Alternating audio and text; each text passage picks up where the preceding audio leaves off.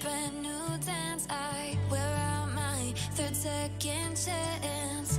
You take my breath and I can't get it back.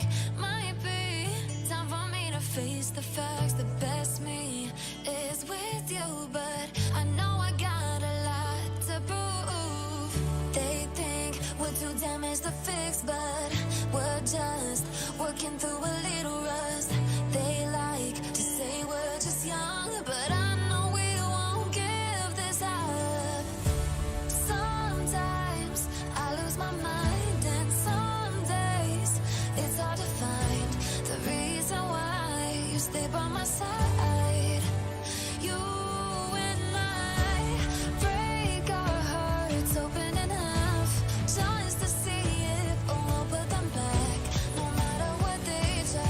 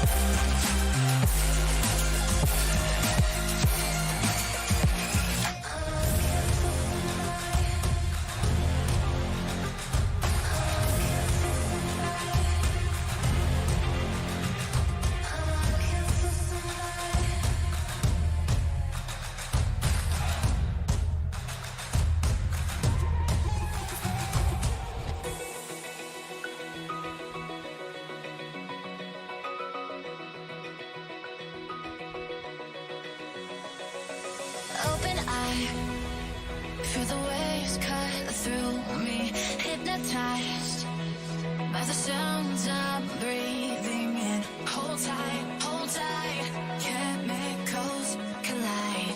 Hold tight, hold tight, hold tight. Dripping lights paint the skies, all because of you.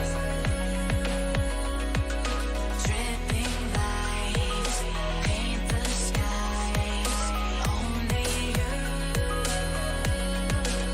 can make me move. You can make me move. Can make me move. You can make me move. Can make me.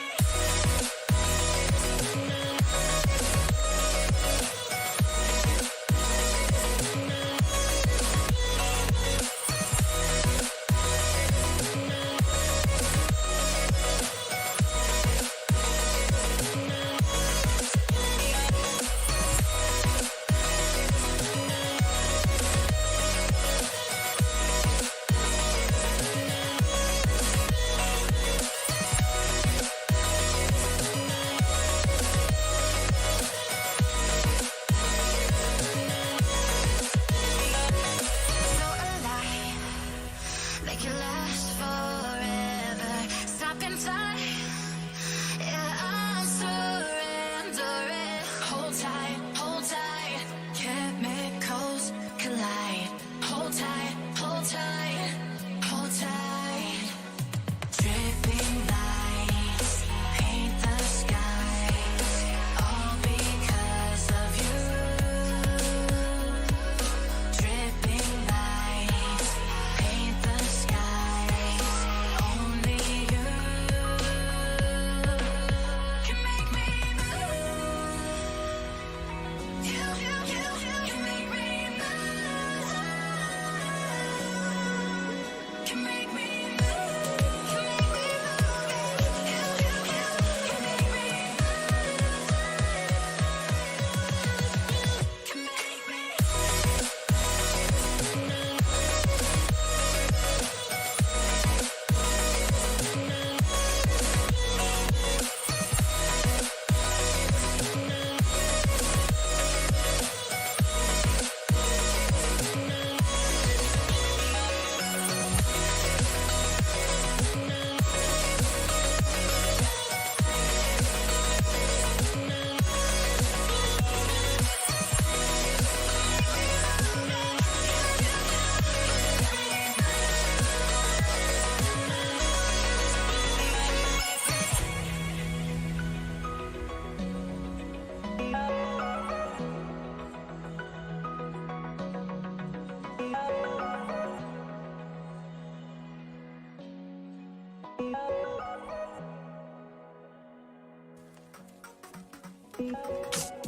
I've been getting out of bed these past few days.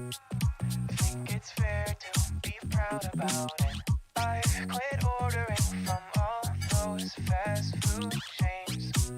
I'm feeling better, there's no doubt about it.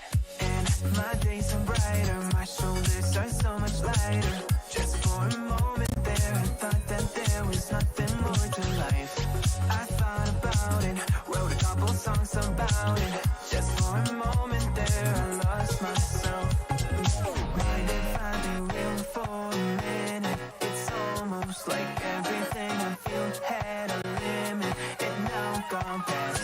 Finding reasons to smile and to laugh, and whenever it's a bad day, music is my band-aid.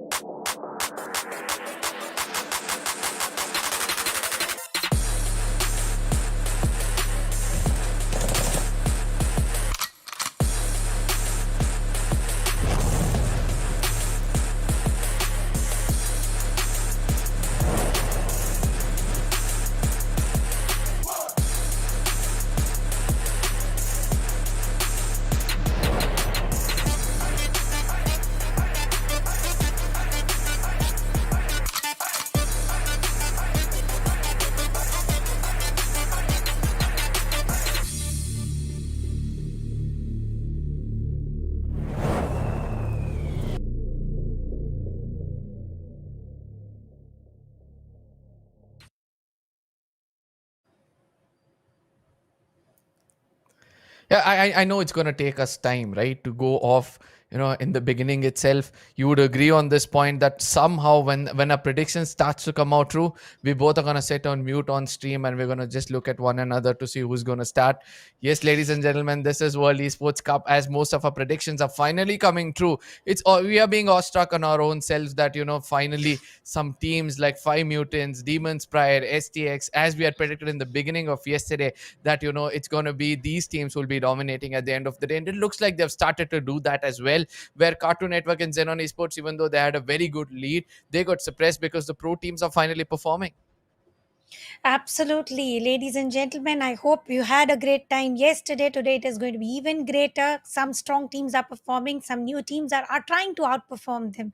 Let's see if they are going to continue the same way, or is there going to be any new playoff pattern. Brutality of with grenades is one of the key factor coming in from Pakistan teams. And talking about Five Mutants, they did not have a good half into the start yesterday, but by the end of the half, Yep. they literally turned the tables. And today as well, one day has definitely passed by. Today the doors of opportunity with total of 6 matches are still open. Chances of moving ahead towards the next stages are still open. Make sure to not feel that no, we are not going to qualify. The teams who were into the bottom half, they are definitely upshifting, upgrading, doing very very good. Teams Demons Pride as well, this was the team from whom we expected too much into the early start, and they stumbled down early on. But did you notice, Yep. Arka, one thing? In terms of Indian teams, we were able to see a triple digit by the end of the first day. Here, it is the fight of the equals. Everybody is under 100 score, and the kill points and placement points are having a very good balance here. Yes, very much. Five Mutants with 47 kill points and 37 rank points comes up to show that, they are all wanting to go back aggressive, right? So in the beginning, we saw everybody wanted to be subtle. They did not want to concentrate on kill points. They wanted to go for placement points.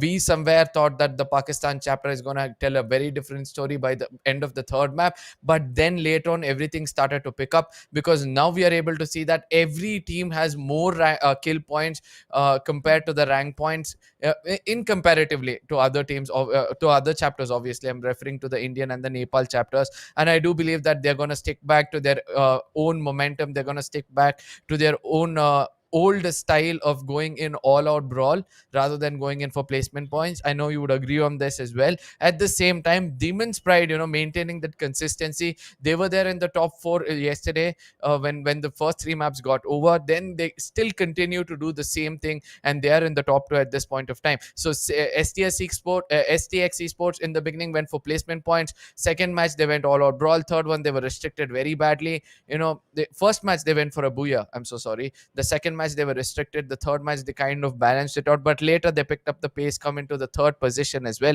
So I do believe that most of these teams are going to come back harder, bounce back harder from the first position to almost the sixth position. The difference still remains within the 30s, so there's still a fighting chance for most of the top six teams, top eight teams to come into the top six. And what are they fighting for? For one title and a big prize pool, which is 75 lakhs INR, out of which the team to take away the title is going to walk away with the massive chunk, which is 35 lakhs INR, followed by position 2 until 8. You are going to get something or the other. And to the teams who are not into the position, are up to the position 8, you still have chance to pick up something in your pocket. It may be fan favorite, MVP, best IGL, best clutch, best underdog team. The figures here are all going to be 7 digit for sure. My bad, 5 digit for sure. But ultimately, what matters is the titles are way more bigger, better in terms of growth. So maybe if you're not winning the tournament, it's still okay. You still stand an opportunity to win one of the title, and with that title, you'll also be having a good amount of money into your pockets. And not only money here, you're going to get a lot of name and fame, because it's not only about India. It is about tri-nation coming in: India, Pakistan, and Nepal. It is World Esports Cup, ladies and gentlemen, powered by Infinix Smartphone and in association with India Today Gaming, broadcast partner being Platonia Esports. And as we did not introduce, let's continue it now. I am Star Tanya. Alongside me, it is Arka, and we are very proud to say, finally, during the mid segment of Pakistan, are some expectations, are some predictions are coming true. Yeah, and finally it's able to put some smiles on our faces, because throughout the day we were just having one expressions of shock. Our eyes were telling a different story, so did our face tell another one. But for now it's going to be different. I believe from now on we'll be able to get predictions on point, trying to entertain you guys as much as possible, because all these days it was all covering up of whatever didn't go our way. But still, all said and done, we'll be looking forward to what different kind of gameplays will the teams in the bottom will be able to bring out. Let me remind you guys the teams which are playing out until now. We're going to give position wise. So the first name we are going to take will be holding the top position, to the last name which we're going to take who will be holding the bottom position. From the top, it's going to be 5 Mutants, Demon Sprite, STX Esports, The Guardians, Cartoon Network, Xenon Esports, Team Alpha, Spyware, New Era, 5 FABS, bottom 4, and Angry Lords. Somewhere Angry Lords, after performing good, they had some decent kill points in the first 3 games. Around 5 to 6 kill points is what they had, but later they were suppressed so bad that they could put up just a total of 17. Absolutely, they need to make sure they balance out their play, or maybe again get to what they started with. And talking about 5 Mutants, it is only team to have more frag points compared to what the rank points they are holding. 37 rank points compared to 47 kill points, and all the teams, not only one, all the teams of Pakistan segment are making sure of they get a very strong amount of kill. And we very well know where at the time of a tiebreaker is going to be the team who takes away more kill is going to move ahead, get a better ranking. So maybe this is their strategy, and highest placement points are coming in from team Demon's Pride. Now team yesterday, they did not have a very good start, and ultimately by the end of the day they started going all strong in terms of standing as well as skill points. Talking about STX Esports, started strong, mid segment was totally shaky and weak from what the performances they started with, and ultimately they picked up a pace to such an extent that they are seen above the Guardians and Cartoon Network. Yeah, that was a bit of a shocker for me, because after the third game, I just took a break, came back in the fifth game, and then I see that STX Esports are still playing really well. And let me remind you guys, they are playing for placement points rather than kill points. They have just 23 kill points so far, rather they have 40 placement points on an average. So that comes up to say that, this is that one team which actually switched into the P-plan mode, right? The major plan was in the first game, let's go all in for rank points and then let's play for placement points. The second match didn't go that way, but later on everything started to fall in place. And how are these rank points and kill points awarded? It's in front of our screens at this point of time. The first team or the team on top to secure the booyah will be taking home 12 points. The second place is going to be taking 9, and from then on till the 10th position they're going to descend down by 1 point. So 3 will take 8, 4 will take 7, 5 will take 6, 6 will take 5, 7 will take 4, and so on until the 10th position is going to secure 1 point. At the same time, the 11th and 12th won't be having having any kind of points in the pocket for being on the bottom, but the kill points will be awarded with 1 point each. So each kill you're going to secure 1 point. So even though you're in the 11th or the 12th position, if you have a decent 5 points in your pocket, you're equivalent to a sixth position. Absolutely. So make sure if you're not able to go ahead, play for survival, play for the frags, and that is what exactly these teams are doing. Booyah definitely bags away the biggest chunk of the prize pool, which is 12 points, and this is going to matter too much.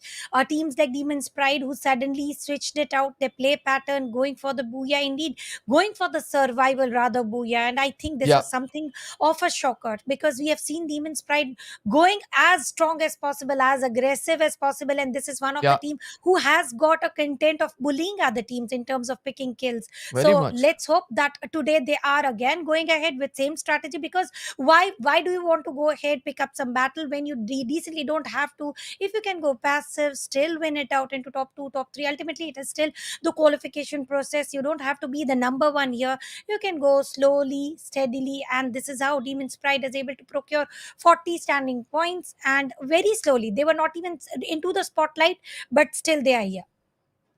Yeah, but at the same time, 5 mutants switching from A plan to B plan. The A plan was to play for placement points, trying to maintain it, and then go in for kill points. When that was not working out, an immediate switch into going in an all-out brawl worked out for them. 47 kill points is where they are, even though they have lesser rank points than the side of Demon's Pride. That is, they have 37 placement points, whereas Demon Pride have 40 rank points for themselves. Because of the maximum kill points being gained by them, they're on the top of the table, and they have a total of 84 points within their pocket. So I do believe that in the Indian sector, it's becoming hard for people to change from plan A to plan B. Rather, in the Pakistan chapter, we're able to see that they're able to adapt themselves in such a way that they do not mind switching from plan A to plan B. But at the same time, this switch, can it affect their consistency, is going to be the bigger question, because ultimately when you're going in for a switch and there's going to be a brief buffer period where you're going to be switching from plan A to plan B, and some team comes and dominates at that point of time, then it's going to be an issue for any team. So all these things said and done, the first map of the day is going to be the map of Bermuda. We can expect a lot of early clashes, at least this time, because we all know that now the teams are wanting to get in a fight, wanting to get in some early kills in the name so that they can go in for rotation. If not the early ones, we all know in the final circle there's going to be a lot of bombardment in every nook and corner of the map. Yeah, Tanya, which is that one team which you'll be looking out for when it comes to kill points for the day? Five mutants definitely. They are on number one on Yeah, leaderboard in terms of having more kill points, and this is the only team who is able to get more kill points and be on the leaderboard on number one position. So I think today again we can expect some repetitions. And talking about Demon's Pride, yeah, I think they have learned very nicely into the very start of the day. They don't need to go aggressive. Yesterday, three matches definitely end up not and did not end up exactly how they wanted it to be, and now realizing doing nothing until the third circle and then going all over each and every team coming their way. They literally were the road rollers. Any team coming their way, they were just smashing and slushing any opponents. So maybe these are the two teams we are looking out for. But ladies and gentlemen, now we are going to look out for the very first match for the day. It is day 2 for group 1, and it is World Esports Cup, as you're very well aware about it. And it is going to be map number 1. Cape Town will be the highest for resource the loot day zone. two. Yeah, for day 2, map number 7, and it is going to be Cape Town. Early clash landings are already here. Yeah, but at the same time, as we were predicting it, there's going to be a skirmish between the two teams, Team 9 and Team 10 at this point of time. And I would love to see which is that one team which will be taking it. It's XENON Esports taking on the side of New Era. And both of these teams are wanting those kill points within themselves, because New Era will be wanting to climb up the ladder as well. On the other side, we're still able to see that the southern side of the map seems to be abandoned by most of this team. STX on the other side, all four men trying to distribute themselves equally among Rimnam village. But at the same time, even though we have lot of teams coming in, we have 12 teams, it looks like there are not much teams in the picture, because everybody are wanting to stick together. The cluster is going to remain strong. They do not want to leave or leave behind any player, or probably abandon him at any given point in the game, and that could be a point of advantage for any given team as they're going to stick together. Absolutely. They need to make sure they stick together. Once they go into split, I think they might end up losing a player. Cape Town, a very usual drop for Indian teams. But for Pakistan, we have seen they either go to Bhima Sakti Strip or the Peak. Now, they are also trying to settle up with with the future tournament procedures, because they very well know whom they have to compete with. They need to have a switch of plan, switch of play set, but no early casualties. And this is not exactly what I was expecting coming in from Pakistan chapter. As you very well know, they play for kills and still going passive. It is already 2 minutes on the clock. Each and every player is looking forward to for the choice of weaponaries, and it is a good way of getting accumulating best of the loot, or you call it farming. They go for farming and reap whatever you want to, whatever you are best at, and then pick up a battle, which at the end of the day concludes to winning the battle without losing any player. So this is exactly the situation right now. And if we talk about Team New Era, well, definitely they need to create something new, because I think they are underperforming compared to what they did during the qualification processes. And if they are not able to do it during the league stages, they might not end up qualifying. And on the grounds of Rimnam Village, we did spot one team, if I'm not mistaken, it was the Guardians. Now once again, the Guardians switching their play zone. Why is it happening, Arka? Do you see the meta shift coming in into the Pakistan chapter? Everybody wants to go passive, everybody wants to go slow, everybody wants to play with patience. Yeah, I do believe that there's not going to be much of a shift, but at the same time, we can see that the assaulters of every team is still sticking on to that very point of going in and trying to get some early frags for themselves. Let's look at the side of XENON over here. We can see that there's one player, pretty much he knows that he's the banded player. He doesn't have any kind of backup at this point of time, but still was looking forward to go towards the side of XENON Esports. I'm so sorry, it was New Era, player of New Era was wanting to do that, but at the same time, it's going to be Flicky who wants to go in and challenge the teams head on. At the same time, right now he's going is that hand cannon, and this is what I said, right? Early or going in with a hand cannon shows what kind of an aggressive gameplay they're actually wanting to see. But on the other side, the teams on the bottom will be the teams for concern, as XENON Esports are that team at the midpoint of the table. They do want to stick on to either of these sides. We saw some grenades also being held by the side of XENON Esports, so probably there cannot be any kind of a major shift when it comes to the overall gameplay which is coming in from their side. But still, yes, everybody are actually getting scared. Probably it's the first day, first map of the day, so they want to be as safe as possible for now. But B4 versus Spy, we can see on our screens at this point of time as one player already gets taken down. Snake Eyes perfectly aiming it out, but he's going to be traded off immediately. A grenade is also being cooked by the side of Leader. He wants to make sure that he gives the right kind of opening. There's going to be a backup coming in, and another trade comes in. Absi gets taken down, and No Mercy coming from an off angle, confirming him as well. B4 on the other side will be the losers. This is what I said. The initial people who are taking a frag will be losing the player first, and that seems to be the meta for the side of Pakistan chapter. And over here, finally, we got to see a casualty on the fifth minute mark. And the Spy with one flag already have got an upper hand, and now going very close. Mini Uzi versus UMP. UMP was definitely going to be overpowering here. And over here, it is going to be last player, Psyche. Let's see how long is he going to survive. And he is not going to survive any furthermore.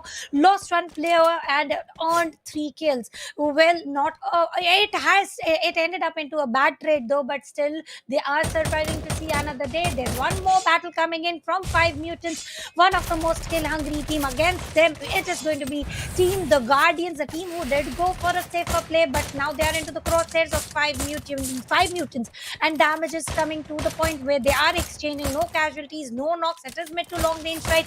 UAV above the heads of the Guardians, and ultimately, what a shot! First knock confirmed. Is it going to be a registration of kill? Grenades are being cooked by 2 players.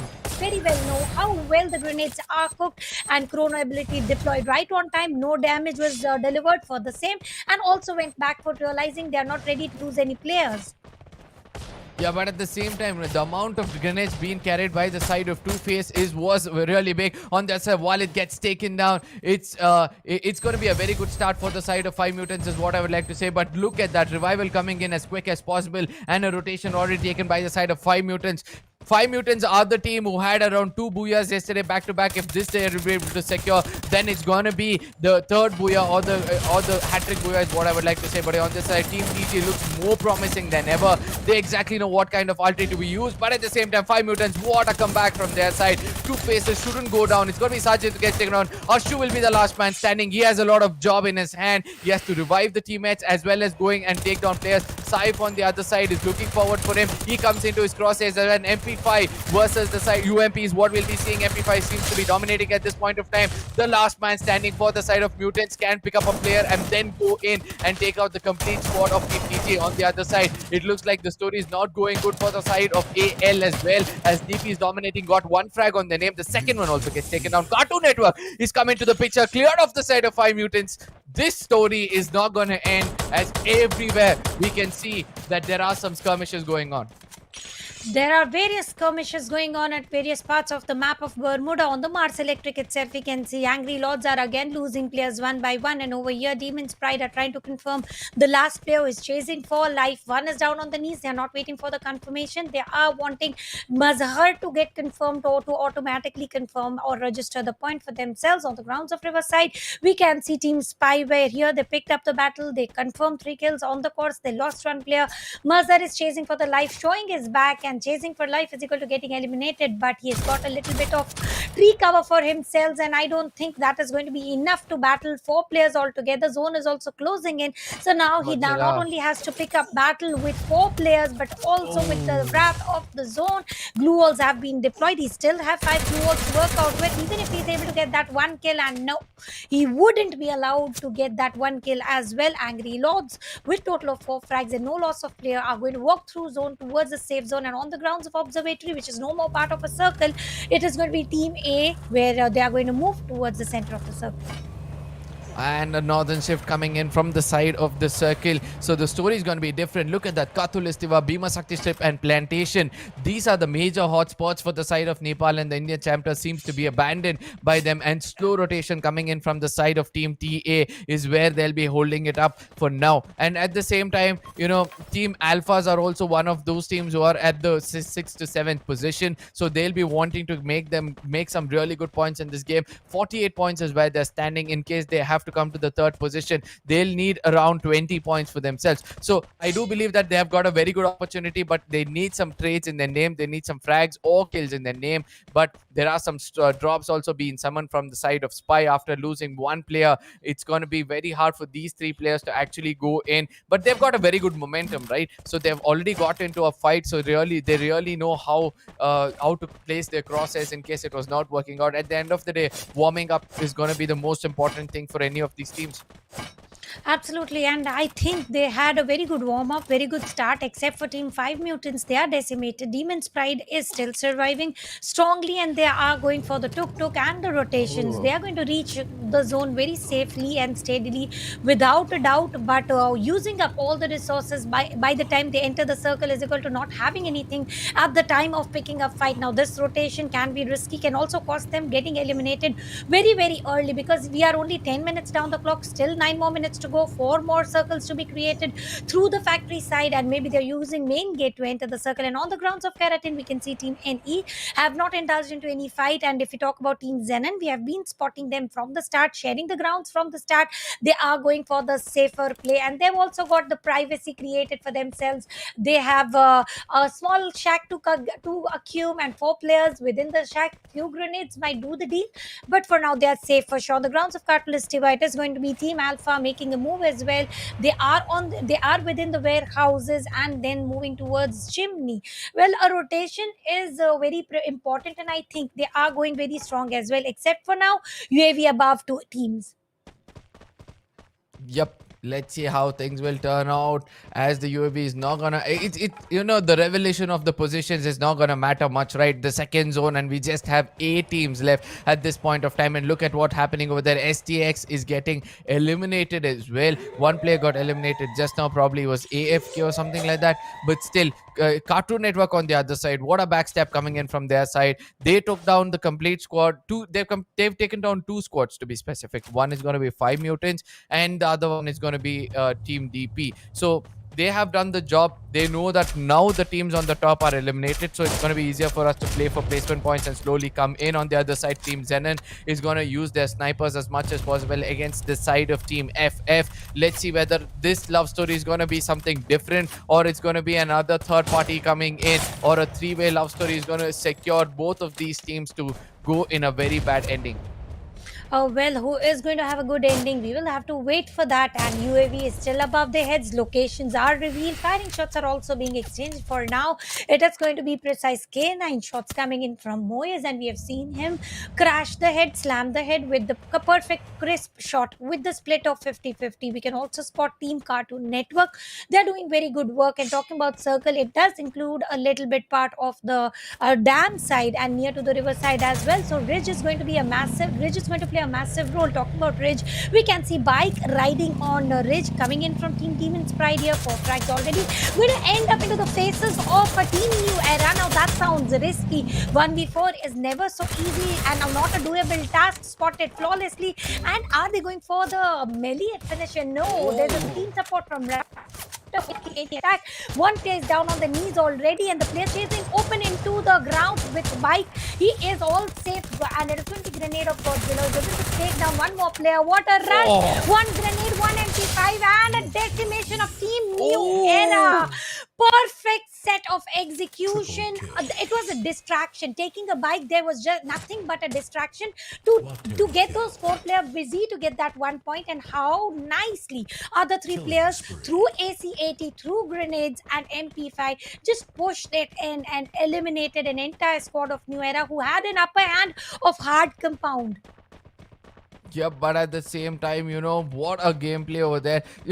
I really like the confidence of the assaulter coming in over there. Like Godzilla literally roaring his way inside. He knew that, one slash is more than enough with those small hands to actually go in and take them out. In case that was not going to work out, he had a bigger tail to work things out as well. What a gameplay from him. Really impressed by the kind of frags he's attained in this game. He went in, he knew that the grenade had done the damage, and then he was like, I know that a revival might be coming in because the other players are actually concentrating on the other side. He eventually went in, took a player down, then did not fall back, went in all out brawl. He knew that they're taken off the head of the team, and then they're like, let's go in and take them out. FF on the other side, they're trying to taunt the side of Spyware at this point of time. They've got one player down. The confirmation might be coming in any second, and look at the late rotation coming in, or the late arrival coming in from the side of Spy is going to make sure that they lose a player. And now FF is going to push as much as possible. Let's see whether 5 FABs will be actually securing their first booyah in this game. Let's see if they are able to or not. For now, it is going to be Mr. Rowe who was able to get the knock, but immediately gets traded down. No Mercy will be the last man standing. How long will he survive shall be the question. Revival will come in handy. Glue wall has been deployed, but a push is coming in. Roman, well, definitely Rome was not built in a day, but Roman is trying to build everything for himself in just fraction of seconds, and 3 frags already. No loss of player. It is 5 FABs who were supposedly to be gate kept, but ultimately they were able to push it so strongly. And talking about a push over here, Demon's Pride once again going crazy in terms of securing kill points, and a grenade from Ali. Ali has been the perfect grenadier for the team, and Team Alpha, Fan is down on the knees. Reviving him is going to be Courts, and Team DP is struggling. The zone rotations that we talked about, and this is something that Demon's Pride have been struggling since yesterday until today. Yeah, but at the same time, what a grenade coming in from the other side. They've taken players down. DP on the other side, 10 frags for themselves. There's still 5 more teams alive. 18 more to be specific, the number of men standing. So they will be looking forward to collect more in the name. But Cartoon Network coming in, I think that's the perfect kind of gameplay coming in for any team. 4 frags in the beginning, then play for placement points. DP on the other side, even though they've lost a player, they're still not stopping because Godzilla is leading them from the front. He was pretty much in the crosshairs of Hamza in between, but his bullets, even though he's burning resources, is actually keeping the attention of the side of Team TA in front of him. Hamza does get a little bit of a damage over there. It's not going to restrict him from changing his position. Godzilla on the other side, if he gets a backstab at this point of time, which is highly impossible obviously because of the zone covering up, both of these teams have to make it inside the circle. Team TA on the other side, they're trying to throw as much grenades as possible, trying to restrict the side of Team DP so that they can take a different rotation. And it looks like they've chosen to go in for a different rotation, and one player already inside the circle could be the key player to take down the complete squad of Team T as they're making inside the circle, and that's going to be wrapped up. Let's see what happens. And if we have a look at a circle, we are seeing all the teams are on the edge of the circle except one team, which is five FABs, who are into the dead center of the circle. With that center, they are also being the center of attraction where they might struggle. Players are falling like fleas, Godzilla. 1v1 by one. And over here, Team DP, Demon's Pride have decimated Team Alpha. And if you have a look at Team Xeno, no kills whatsoever, but they have managed to survive until top four. Two players only surviving. Mo is trying to rush it in, and Raja wants to make sure that Raptor survives to see another day. Saving members is equal to a step closer towards a Booyah. And talking about Cartoon Network, 6 frags already, distance battle, and the disadvantage of lower ground falls into the hands of Team Cartoon Network. Picking up frags this way is never going to be easy, and it might be a little easier for Team 5 Fabs. They have got the advantage of height. They've got two members alive, though not very close to Booyah, but a perfect opportunity to at least reach into top two. And if you have a look at Team XENON Esports, they are outside the circle trying to make a move, and on the Oh. court, again, what a crisp shot, is able to take down Alpha with ACAT shot connection and Oh, no leading nice. confirmation. Yeah, but at the same time, the vehicle is also doing a lot of damage for the side of CN. DP have done the damage for them, especially King is going to be cooking that grenade. Let's see how things are going to be. Hand cannon is what is being used as a defensive gameplay for now. Xenon's on the other side from the top is doing the damage possible. They'll be slowly making it inside the circle as well. Team DP knows everything happening over here. King's grenade is going to fly in pretty much close to Godzilla, not doing the right kind of damage for him. Cartoon Network, one last player standing is going to be King, who does know how to play this game. He has done a lot of damage for Godzilla, puts him down as well. ACAT doing the job. He's not got any kind of throwables in his name. That is gonna just restrict him from waiting that Xenons is gonna come in and end the story for the side of DP. This is gonna be a very different story just in case Cartoon Network is gonna take the Booyah in their name. Let's see how things will be as Kings have realized that Raja will be the last man standing. It's gonna be a 1v2 situation at this point of time. Mizo is gonna try to push in. He's got a grenade in his hand. If he puts it in good use, that is gonna be the beginning which they'll be required. But on the other side, it's going to be the stun which is going to restrict their eyes for a brief period of time. King has already changed his location, got a bit more closer. Umer doesn't see this happen. It's going to be a backstab. Obviously, a failed backstab coming in. King has got that M18 working out in his name. The last man stand is going to be Umer. Lands it perfectly, or else King could have got that kill in his name. Sorry for the long throw which I had held up over there, Tanya. I just couldn't hold it as much as because the fight was going so intense. But at the same time, what a gameplay coming in from the side of Xenon. A very well-deserved booyah for them. Absolutely, 7 frags and a Booyah. A good start for the day, and let's hope they are able to continue. And if I'm not mistaken, this is a team who is already into top 6, and they are trying to solidify their position, climb up, because they were able to take down Cartoon Network, and it is a tough competition with only 1 point of buffer. So I think this sort of a play is going to deliver them much more than only point. So already the start for Zen and Esports is very, very strong, and if they are able to continue, they might give tough competition, because buffer from position 1 until 6 is not massive. It is 30 points buffer, where the top teams, if at all they get eliminated early on, they can, the bottom teams have definitely got an opportunity to climb up. So this is exactly what I'm waiting out for. I want to see surprises. Yeah, but at the same time, we are going to be surprised because most of the teams, at least 2-3 teams, had more than 6 frags in their name, right? The position points was also, in a very good way for these teams. There will be a very minute difference. Probably 5 Mutants would be pulled down. Demon's Pride played really well. STX might be pulled down at this point of time. So let's see, with two teams, getting dragged down, giving an opportunity for teams like 5 Fabs or probably Team Alpha to slowly climb up the ladder. I don't think there's going to be much of difference. But yeah, the difference is going to, the damage will be done against two teams, 5 Mutants as well as STX Esports.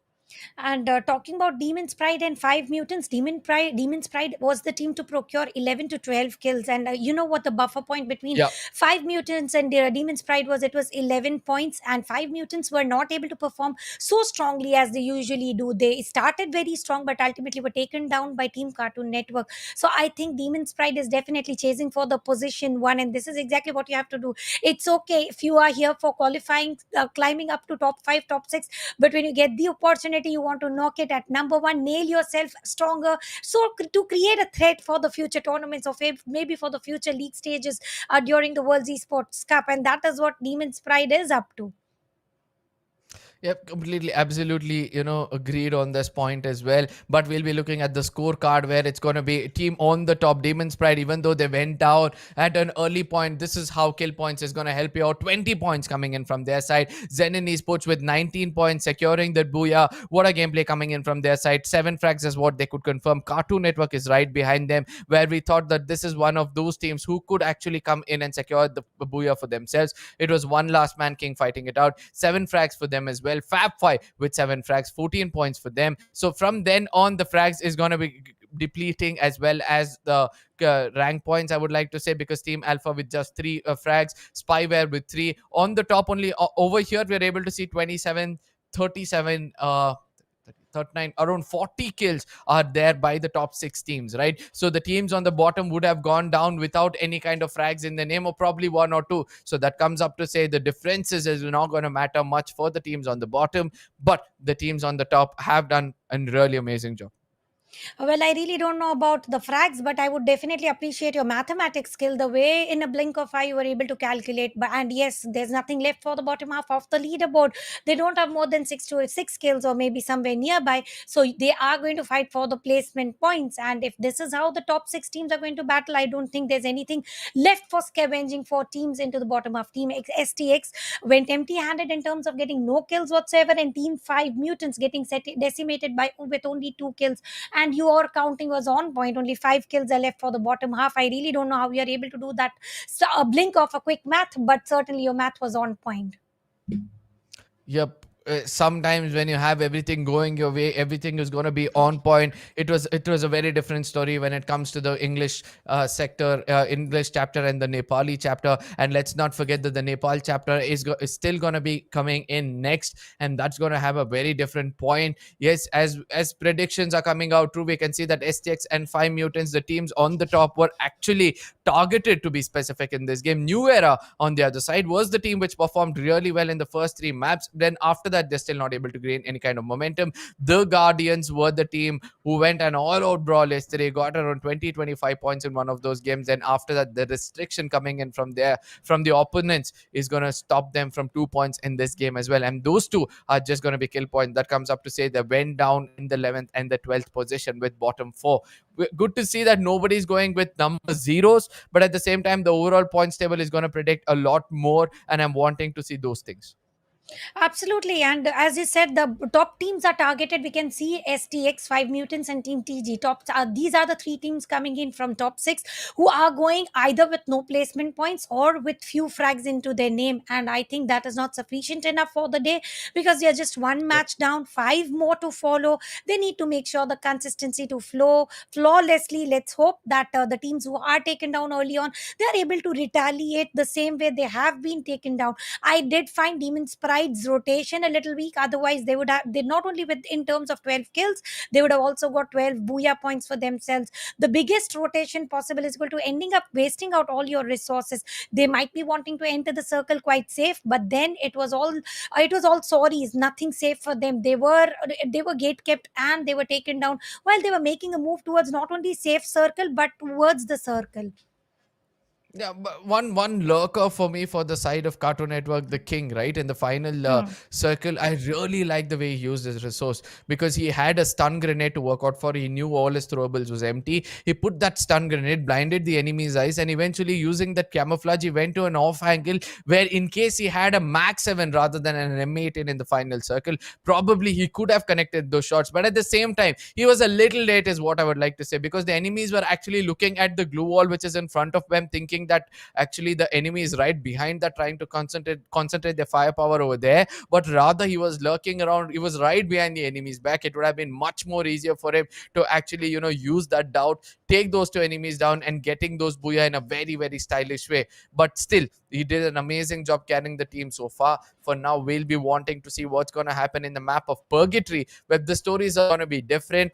You said that in the previous game it's going to be 5 Mutants who could have been dominating, where even I felt that they could be the team, but they got restricted in a very bad way. Whereas in the second game, do you still think that they can come back, because right now they are the wounded lion? Yeah, definitely. We can expect five mutants and Demon Sprite. These were the two names that I was talking about. Demon Sprite, definitely they are on number one. But talking about five mutants, oh well, I don't think they for the first three matches that they are just going very slow, and then they are changing the playoff pattern, going aggressive into the next half of the day. So maybe today we can expect the repetition as well coming in from five mutants. But talking about the map of Purgatory Arca, I think Brasilia will be the hot drop right now. The way the players are trying to play, not picking up fights, all they want to do is go safe, survive until the first or second circle, and then pick the longest route available into their way to enter the circle. So I think this time around each and every team has got the same potential of thoughts, so this might not Yeah. end up exactly how they are trying to, and some early casualties might be spotted on the grounds of Brasilia. If not Brasilia, Ski Lodge for sure. These are the two spots where I feel first blood might Exactly. be drawn. Yeah, completely agreed on the point that Ski Lodge could be one of those places. But somewhere I feel the southern part of the map is where, we can expect a lot of teams to fight it out. The flight path seems to be going right to the center of the map. In case it has, then giving an opportunity for everywhere not to challenge one another. Moat House is where the blue zone is going to be. So it looks like the flight path, yes, it's going right to the center of the map, giving an opportunity for the team choosing to go to Moat House to have the highest number of firepower. On the southern side is where we are able to see that XENON is getting in close proximity with the side of Team AL, so that early skirmish prediction can actually come in true over there. Spywares are also wanting to go towards the side of Lumbermill, and we can see that with Team AL is going to be another team, and the fight has already started over here, as we can see that the shot's been taken from the side of AL, but not able to put down any player as the crosshair is not working out in their favor. Team AL on the other side have started to lose players. There's going to be Bablu with that Max 7 able to take players down with that deadly Famos. Can a damage come in? Can a deadly damage come in? Yes, it can, as Samad is going to put down Flicky. In case he confirms him, then a good straightway trade will start off, as AL has started to lose players. He's got the limited number of bullets. He knows how to use it at this point of time. AL not in a very good spot, as Bablu has got more frags in his name. One last player is what I thought, but he's also being put to a shutdown. AL, even though they landed first on the ground, did not land at the right spot. Will be losing players. B4 on the other side has started to assault the side of AL, and this comes up to say that the skirmishes on the side of Central is going to end up in the name of NE.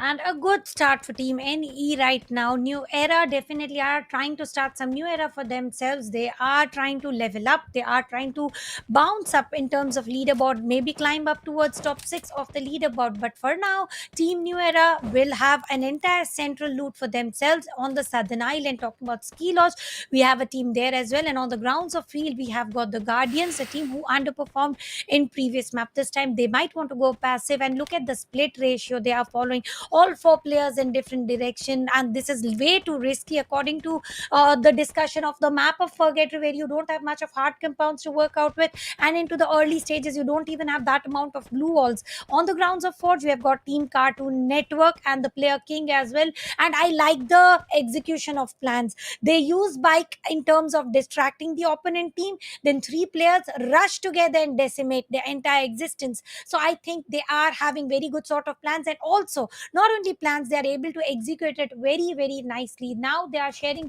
it is going to be Team Xenon, who also performed very very well, also procured the booyah. They are sharing the grounds with Team Spy. On the grounds of Marble Work, we can see Team Bottom 4, the team to end up with 1 point, and literally they were on the rock bottom of the leaderboard. So they are playing by their name, but they need to change something. They don't need to play by their name, they need to make it top 4 for sure.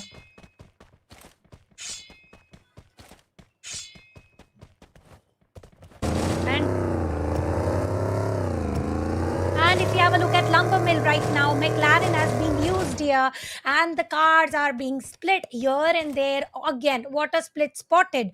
If you have a look at the Eagle view, we can clearly see that Zalim is into the warehouse, and if you have a look at Xenon, they are stacked up. Let's see how everything is going to end up to.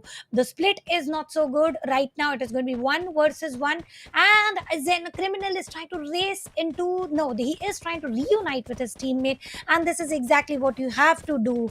Let's see what comes next here, because it is going to be a safer approach, a passive approach, a play of patience. The map of purgatory is turning into the map of patience right now. Each and every team wants to survive. Each and every team wants that single standing point extra, because that is today, it's the last day to move towards the next stages. So each match is going to get counted, and what is counted more is, look at the circle, such another circle it Oh. is. Yeah, very much a top corner circle. We are able to see that it's a northwestern circle, to be specific, with just four teams in the name. Just imagine FF landed into the blue zone alone, and they were thinking that, probably they were thinking that the zone might not come into their favor, but it looks like they're gonna be very much blessed, not only with the loot, but also an independence to take a rotation from the northern side as well. As we look at them, they're going to be loaded up, as for what I would like to say. XM8, according to me, is one of those guns you would want to have in this map, because less recoil is going to be in your favor, but at the same time, that long range bullets, it's still going to do the right kind of damage. We can see that the zip lines are also being used from the side of Motows, which is going to be a huge advantage for them. On the other side, we're able to see that the teams which have to take a longer rotation have already relied on vehicles. They want to come in, they want to make sure that they reach into the circle as soon as possible. If not, the kind of gatekeeping they could deal with towards the side of golf course is going to be pretty bad, is what I would like to say. Yeah, indeed, it is pretty bad. And let's see if this sort of a circle is going to end up into any favoring situation for any of the teams, because it includes of two islands as well as lots of water routes where nobody can stand except for if you hold a small wooden house near to the dockyards. For now, it is going to be Team Spy versus Zenin. We did see a split from Spy, but realizing the battle is coming closer, the teams reunited. Look at the stack coming in from Team Zenin. 3 is to 1 is the ratio. Umair being quite far away, being the sniper for the team, he might give a good support, good cover, inclusive 4 versus 4 long distance battle are taken by far, but I think a close call shall be coming in real soon. They are trying to get one pick. Once they are able to get that single pick, I can bet all everything available here that they are going to just push in, they are going to rush in and try to accumulate those 4 kills. Zen in the team with Booyah, and I think they had 7 frags. They want to make sure they continue to do so, but it is going to be Team Oh. Spy who takes down Umer, and also no delay in confirmation. Spy is having man-to-man advantage here. 4 versus 3 is the situation. Yeah, but at the same time, I really like Zalimka using that camouflage. On the other side, we are able to see that there's more fights happening. Zenon losing another player. It's going to be Moise on the other side with that MP5. He's going to push in as much as possible, but an M10 is going to restrict him. Criminal is going to put him down, confirm him as well. Zalim on the other side will have to run away from that spot. Spy has also got a very good trade against themselves. There's going to be a third kill coming in their name as well, but Criminal is going to be the last man standing. He's got a melee to work out for and a small window to escape from that spot, but he's going to be put in, he's going to be restricted and said goodbye over there. At that point of time, we are able to see that B4 on the other corner is decimated the side of AI, if I'm not wrong. But Spyware, what a gameplay coming in from their side. 5 mutants, change of plan B working it out in their favor. They're going in slow, and then they want to come into the come into any kind of fights. For now, they're relying on rank points. Seems to be working out in their favor. Team DP on the other side going all out brawl against the side of Cartoon Network, taking one player down. The second one in their process could be ending his life any second soon, is what I feel. Absolutely, and the way you mentioned it, and during the previous map, that the teams on the top are targeted. I think it was on the grounds of Lumber Mill. The team Zenon was definitely not able to execute or eliminate the opponents and getting taken down by Team Spy. If you have a look at Team Demon's Pride right now, this time they're not going for the longest rotation, and also the fear of getting eliminated early. Indeed, they are sharing the grounds with Cartoon Network, and over here, what is exactly happening is the teams those were spotted into the top 5 in previous matches are being taken down one by one, and I really don't appreciate trying to accumulate this Heavens compound on the grounds of on the northern side of the Brasilia. This is one of the riskiest compound to hold on to before the third circle, and I find it a curse whenever any player before the third circle tries to get the control over this compound, gets nothing but elimination. But on the grounds of Quarry, we can see it is going to be Team New Era taking for the longest route once again. New Era starting strong, but then Zone is going to take away all their resources, and that is last thing that shall be done. But I really don't understand the meta shift of Pakistan play. They are literally changing everything. They all the teams are going for plan B. Now that is what is creating chaos here, when each and every team wants wants to go for the play of patience, you are going to cross the path with one or the other team, and on the court, circle is also going to take a shift. I think it is again going to have a mix of Western as well as mainland. Yeah, but at the same time, look at that. Cartoon Network is left out with one last player. Again, it's going to be King trying to survive. He's the last ray of hope yet again, is what I would like to say from the side of Cartoon Network. On the other side, towards the side of DP, they are trying to go outside the circle, but then, come into a rotation towards the side of Moat House, is what I believe that they're trying to do.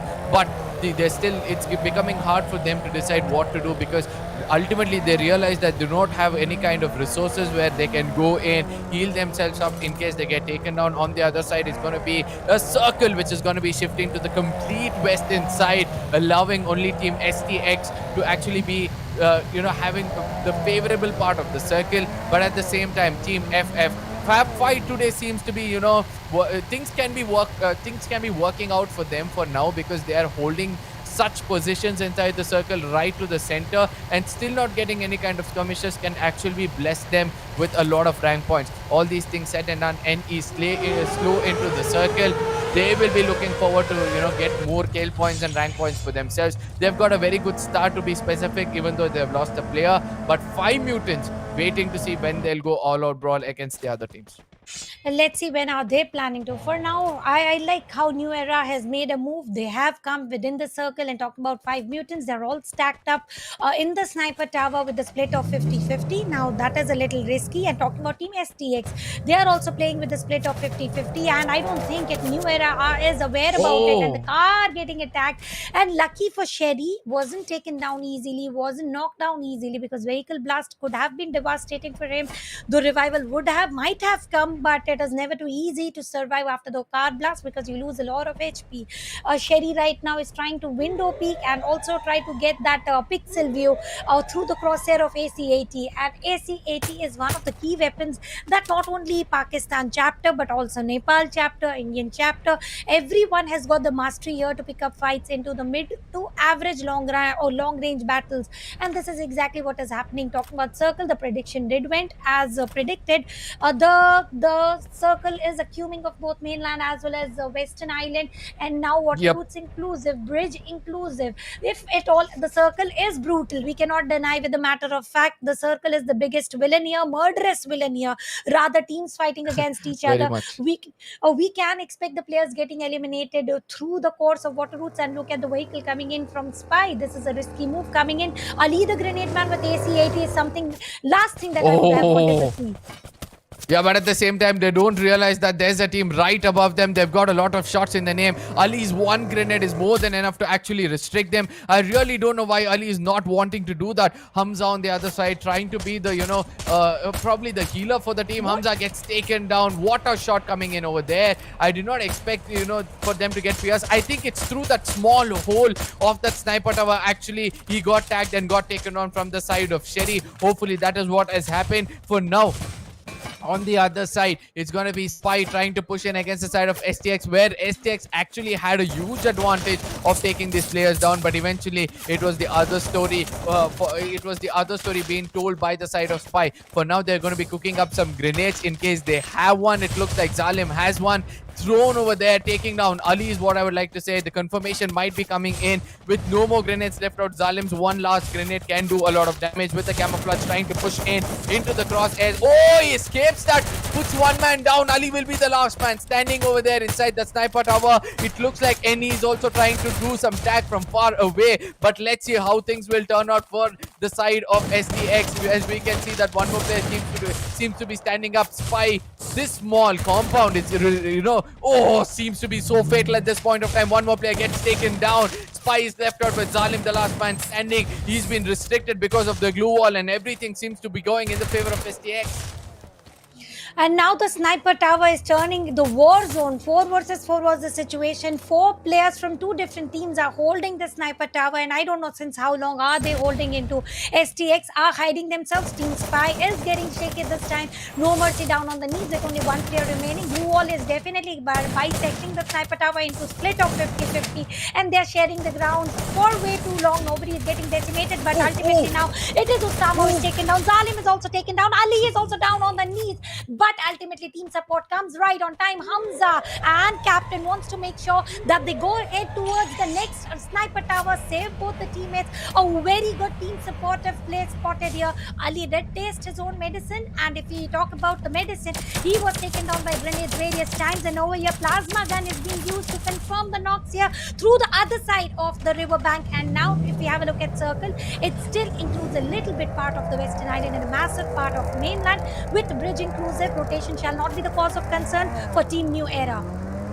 Yeah, but New Era's concern is going to be that there shouldn't be any kind of bullet tagging this car, because one or two more is more than enough for them to get blasted off. But on the other side, somehow at the nth moment, he jumps off, makes himself safe and secure. Sharky is going to put up an ice grenade restricting the movements of the player so that he can take a rotation. A good call coming in from their side. Team DG versus B4. This is not the first time we are seeing these two play it out with one another. We can see that, one player gets taken down because of the grenade, and a confirmation also comes in. It's going to be Kutua who's still doing the damage for the team. But STX, even though they had an advantage in the beginning, the rotation could be helping them out, but they did not choose for an early rotation, due to which Roman, the only man for the side of FABS who's actually doing the heavy lifting, has got 4 frags in his name. But on the other side, Team TG is trying to push in, and look at the confidence coming in from the single man. He goes in, he knows his grenades are connecting, crosshairs are connecting, his jiggles are so strong that he's able to secure 2 frags in his name. 2 frags confirmed, many more to follow. Circle still inclusive a massive part of water route. Now that is something risky for no other team but Team STX Esports, and all other teams are on the other side of the riverbank, so it is not a cause of concern. One sniper tower and a bridge to make a move. Even if they plan to make a move right now, they might get decimated by only one team, but total of 4 teams. Star Black spotted here by Simple's Groza spray.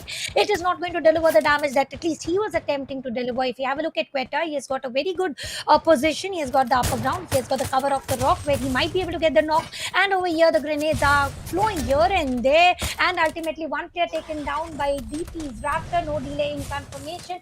DP versus TG. That is going to be Demon Sprite versus the Guardians here. One player already taken down, 5 frags already. Definitely Demon Sprite changing the play pattern is working into the favor. Same goes for 5 Mutants. This time again they've got no frags, but 3 players are still surviving. Sardarji down on the knees. There's no case that he might be revived. He's going to bleed to death with the zone, and one more player trying to make a move is taken down by Charges from Team 5 Mutants. With that, 5 Mutants have procured 2 frags for themselves and 3-man roster alive.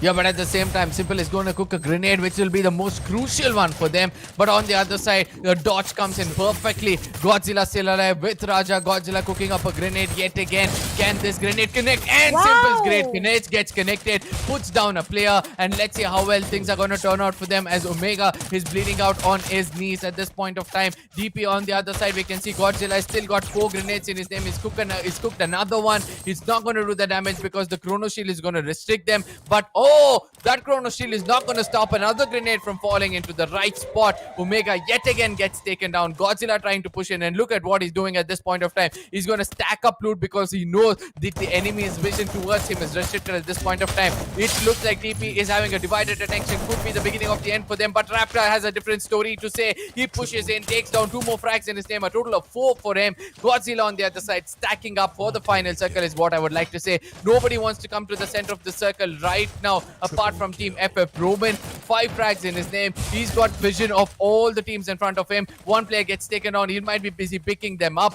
On the other side, DP Raptor comes in a bit more closer. DP at this point of time have a very, very good angle. They can see the side of Team STX in front of them.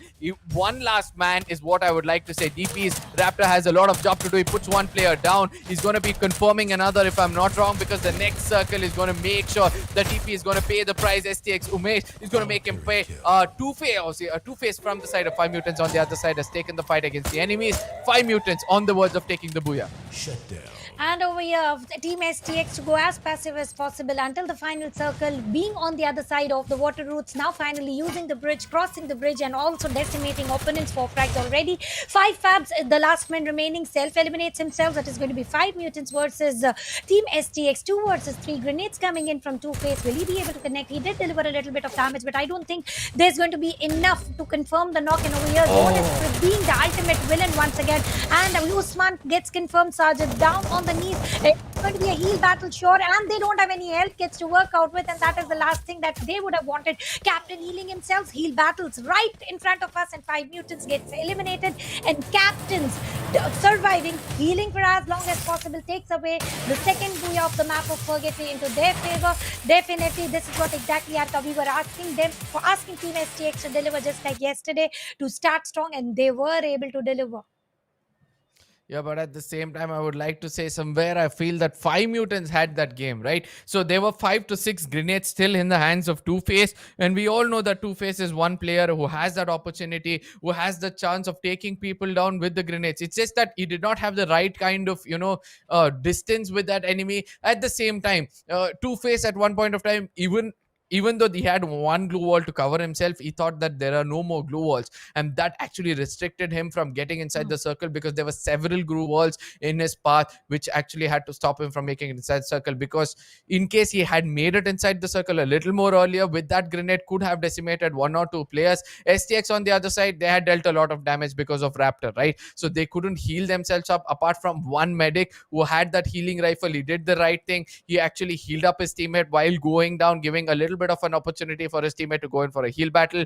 A very, very good gameplay coming over there. As you had speculated that the zone can fall in, it was precisely falling in that spot where Bridge was coming into the circle, the final circle. And every time, a Bridge comes into the final circle, Yeah. each team is going to be challenged to their fullest potential. And the best of those teams can only go in to secure the booyah in the name. And I do believe that STX is one of those teams who are capable of doing it with 5 mutants. Yet again, speculations coming true. The pro teams are actually showing it how to play in a pressured situation in any given point of time in the game. All these things said and done, the second booyah going inside the side towards the side of STX could be a point of concern for the side of 5 mutants, is what I would like to say, as they are coming up slowly in the ladder. But the first game has restricted them so much that now they have to outperform everybody else, just like they did yesterday, securing 2 back-to-back booyahs in the final 2 maps.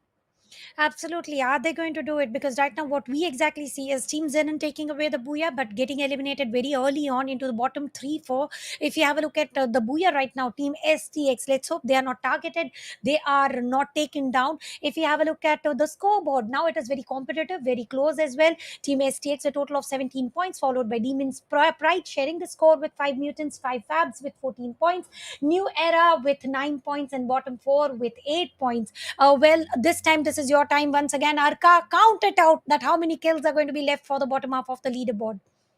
Yeah, 28 plus 5 is going to be 32. So 32 is going to be in front of our screens at this point of time. Yeah, 6644 is going to be 20. 28 is going to be from Demon's Pride, another 532. So yeah, 32 points over here. The rest is going to be taken by the bottom team, so they will have an average of 1 or 2 points when it comes to the bottom half of the kill points. But at the same time, the top 4 teams, look at that neck to neck battle coming in. STX with 17, Demon's Pride with 15, 5 mutants with 15, and Fab 5 with 14 points. So these are the teams who actually fought it out. They made sure that they take battles every now and then. New Era and bottom 4, even though these were the teams who were in the bottom, looks like they are also performing well. And I do believe that they have a very good opportunity to climb up the ladder. And it's going to be a very neck to neck fight when it comes to the final map, in the map of Kalahari, where most of the teams will have an opportunity to go into the top 6. The opportunity, the door of opportunity is still open. And talking about the next half of the leaderboard, we still have a better kill points here compared to what we had into the map of Bermuda. No team once again goes empty handed. Now that is something is repetitive for sure. But there's only change at the in terms of the Guardians being still into the bottom half, unlike previous matches where we spotted Demons Pride into the bottom half, 5 mutants into the bottom half. They have upshifted, they have leveled up, and let's hope they are able to maintain the consistency. Talking about Spyware, I would appreciate the start. They initiated very strongly by taking down one of the strongest team within the lobby, and let's hope what is going to happen now.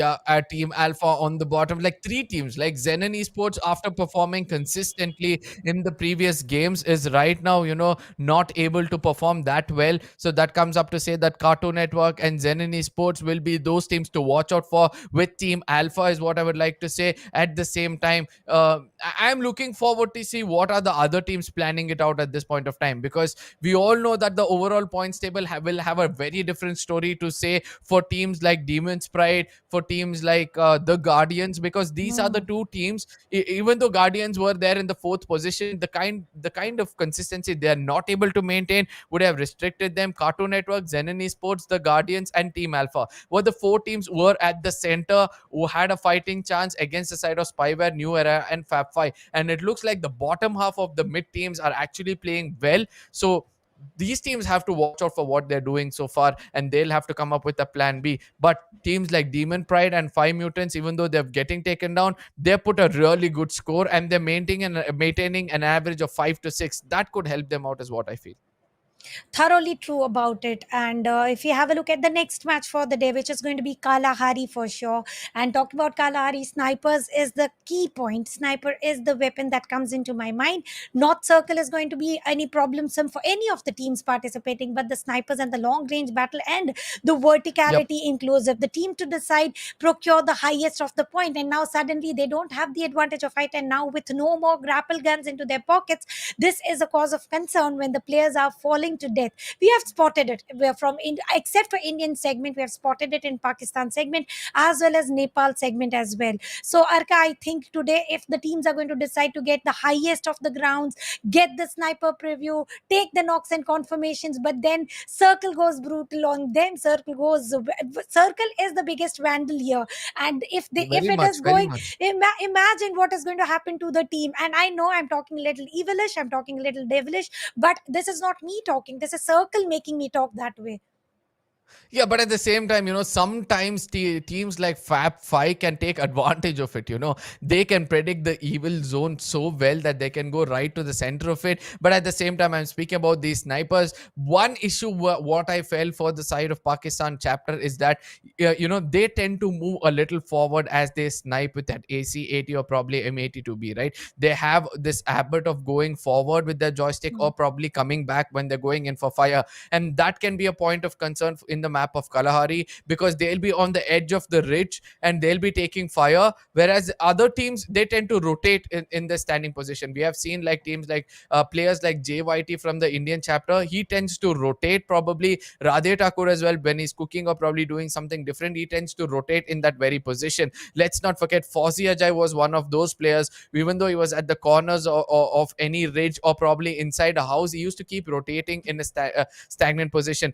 That practice can actually give an opportunity for the side of snipers. But for now, they have a habit of using their joystick, moving forward and backward, and at the edge of the ridge, if they're trying to do that, obviously they'll fall to their death. So it's important for them not to do that. Try to play a different kind of gameplay, not to use the joystick much. Just use your crosshairs. At the same time, have the right kind of support, so that in case at the horizon you get taken down, your teammates are already there to pick you up. Because we all know that in the Pakistan chapter, everybody wants to confirm the kill as soon as they get that knock, and that is the only way for them to be satisfied in a game. That is perfectly said. You need to make sure about how joystick is used, but that 360 turns that they are taking helps them get the precision. Even the pixelated view of the opponent, they can make sure that they get the knock there. It is a key factor Yep. for every sniper to use that, but using it on height is going to be the cause of concern for sure. And at last expected, if the circle is also not favoring them, then imagine what is going to happen to them. Talking about circles, Yeah. if at all, if I had to predict the very first circle, I think command post is one of the key circles these days, at least with the meta refinery being negated, command post being appreciated, just like the previous days when only DJ Alok was the ability used. Over here, we can see mix of all abilities being used. We are seeing DJ Alok, we are seeing Chrono, we are seeing Wukong. So the players are also leveling up in terms of as and when what is required, they are doing. Talking about the next phase for the day, which is going to be the last match for the first segment, it is going to be the map of Kalahari. Yeah, the ruthless map of Kalahari, the smallest map, yet it feels like the biggest map because the snipers, I don't know how this works out. I don't know how to put this. There's no metaphor for this. It's like small map and still you have to use snipers is one of those it's different thing when it comes to a map of Kalahari. But at the same time, we're able to see towards the side of Refinery is where DP is going to restrict themselves. They're going to make sure that they have the right kind of loot for themselves. Even though Maze has got the blue zone in its favor, it's going to be XENON who will be trying to push it away. On the side of Stone Ridge, again, an early conflict coming in between the side of NE as well as B4. NE and B4, it's not like it's uncommon. It's starting to be a more common than usual. At the same time, B4, they have to stack up on their loot. As Flicky on the other side has connected a grenade, he'll try to toss it, to see whether he'll get any kind of confirmation. But B4 on the other side falling back, we can see that it's a very good call coming in from the side of B4 to actually fall back from this fight. In case they take it against the side of enemy, then it could be wrong, as Flicky tries to see where the enemies are, and in case one player of any gets taken down, that is where B4 is going to change themselves. Certainly true. And on the grounds of Stone Ridge, it is never too easy to get the casualties flawlessly. There are so many small hard compounds and so many window peaks to get those casualties plotted. And having the upper ground, Snake Eye is definitely trying to get the view, but the grenade has got a better view Oh, coming in from Flicky. Flicky. That was last expected thing, and a push as well. First blood has been drawn on the other side of the map, though Snake Eye will survive here, and now he is also trying to get the players are definitely trying to get the revive coming in. Revive shall also come in. And to the viewers, the knock was definitely spotted on the grounds of Stone Ridge, but it is Bayfront where the first casualty was spotted coming in from Team Spy. Zalim is down on the knees coming in from Team Bottom 4, and Sardar YT will be confirmed. A new era decimated on the third battle on an entirely different set. So Kalahari is definitely being very, very aggressive here. Each and every player wants to make sure to accumulate as many kills as possible. Talking about Samad, he'll be the last man standing for Team Angry Lord. Yeah, but at the same time, that grenade coming in over there, giving that opening, it looks like it's going to be Sparse coming into play as well. So everybody wants to go in with any kind of gun given in their hand. We're able to see that Spies have down with 2 players. They're going to be coming on their feet any second soon. 5 Mutants on the other side will be the only team. This is the third consecutive time we are able to see that 5 Mutants is the only team who doesn't want to take any kind of conflicts with any team. They're going into drop locations where nobody's going to restrict them or challenge them. That comes up to say that they have done a statement so far. Not only a statement, but at the same time, they have also made sure that, they do not go in an all-out brawl, which is not necessary for them for now. So they have put some good points on the table, now playing for placement points at the nth moment. If in case they have to go all-out brawl, we know that this team is actually capable of doing it. On the other side, we are able to see that Team FF pretty much close to the side of Refinery. How well can they predict this game? How well can they again predict the zone, even though it's been ruthless on many teams? It has been ruthless on many teams. Command post goes into the hands of team the Guardians. The Guardians are definitely underperforming for the entire set of day. They need to make sure the Quetta needs to level up himself. They've seen Quetta going very strong in terms of using grenades as well as sometimes using snipers. So maybe Quetta shall be one of the key players for this particular map of Kalahari, where he needs to level up to help his teammate. And within 4 minutes, 2 teams have already been taken down, eliminated. 39 players still within the lobby. That indicates that one team is a man short. Let's see how is that team going to perform. But for now, it is time to accumulate as much of loot possible. They only have one vehicle to rotate. 1:3 is the split, and that one player going far away from the teammates is not for the loot, but is on the attempt of getting more vehicles, because you have seen that the players are trying to get as many vehicles as possible for the rotation, for creating the covers. And on the grounds of Refinery, it is going to be team FF, and they are using Yep. UAV. There's nothing that can be spotted for now, and I like how Agent K is being used here. See, we're talking about agents. There are multiple agents now being used, except for Yeah. relying on one DJ Alok. That is also something Yeah. very innovative, very interactive, and very growthful.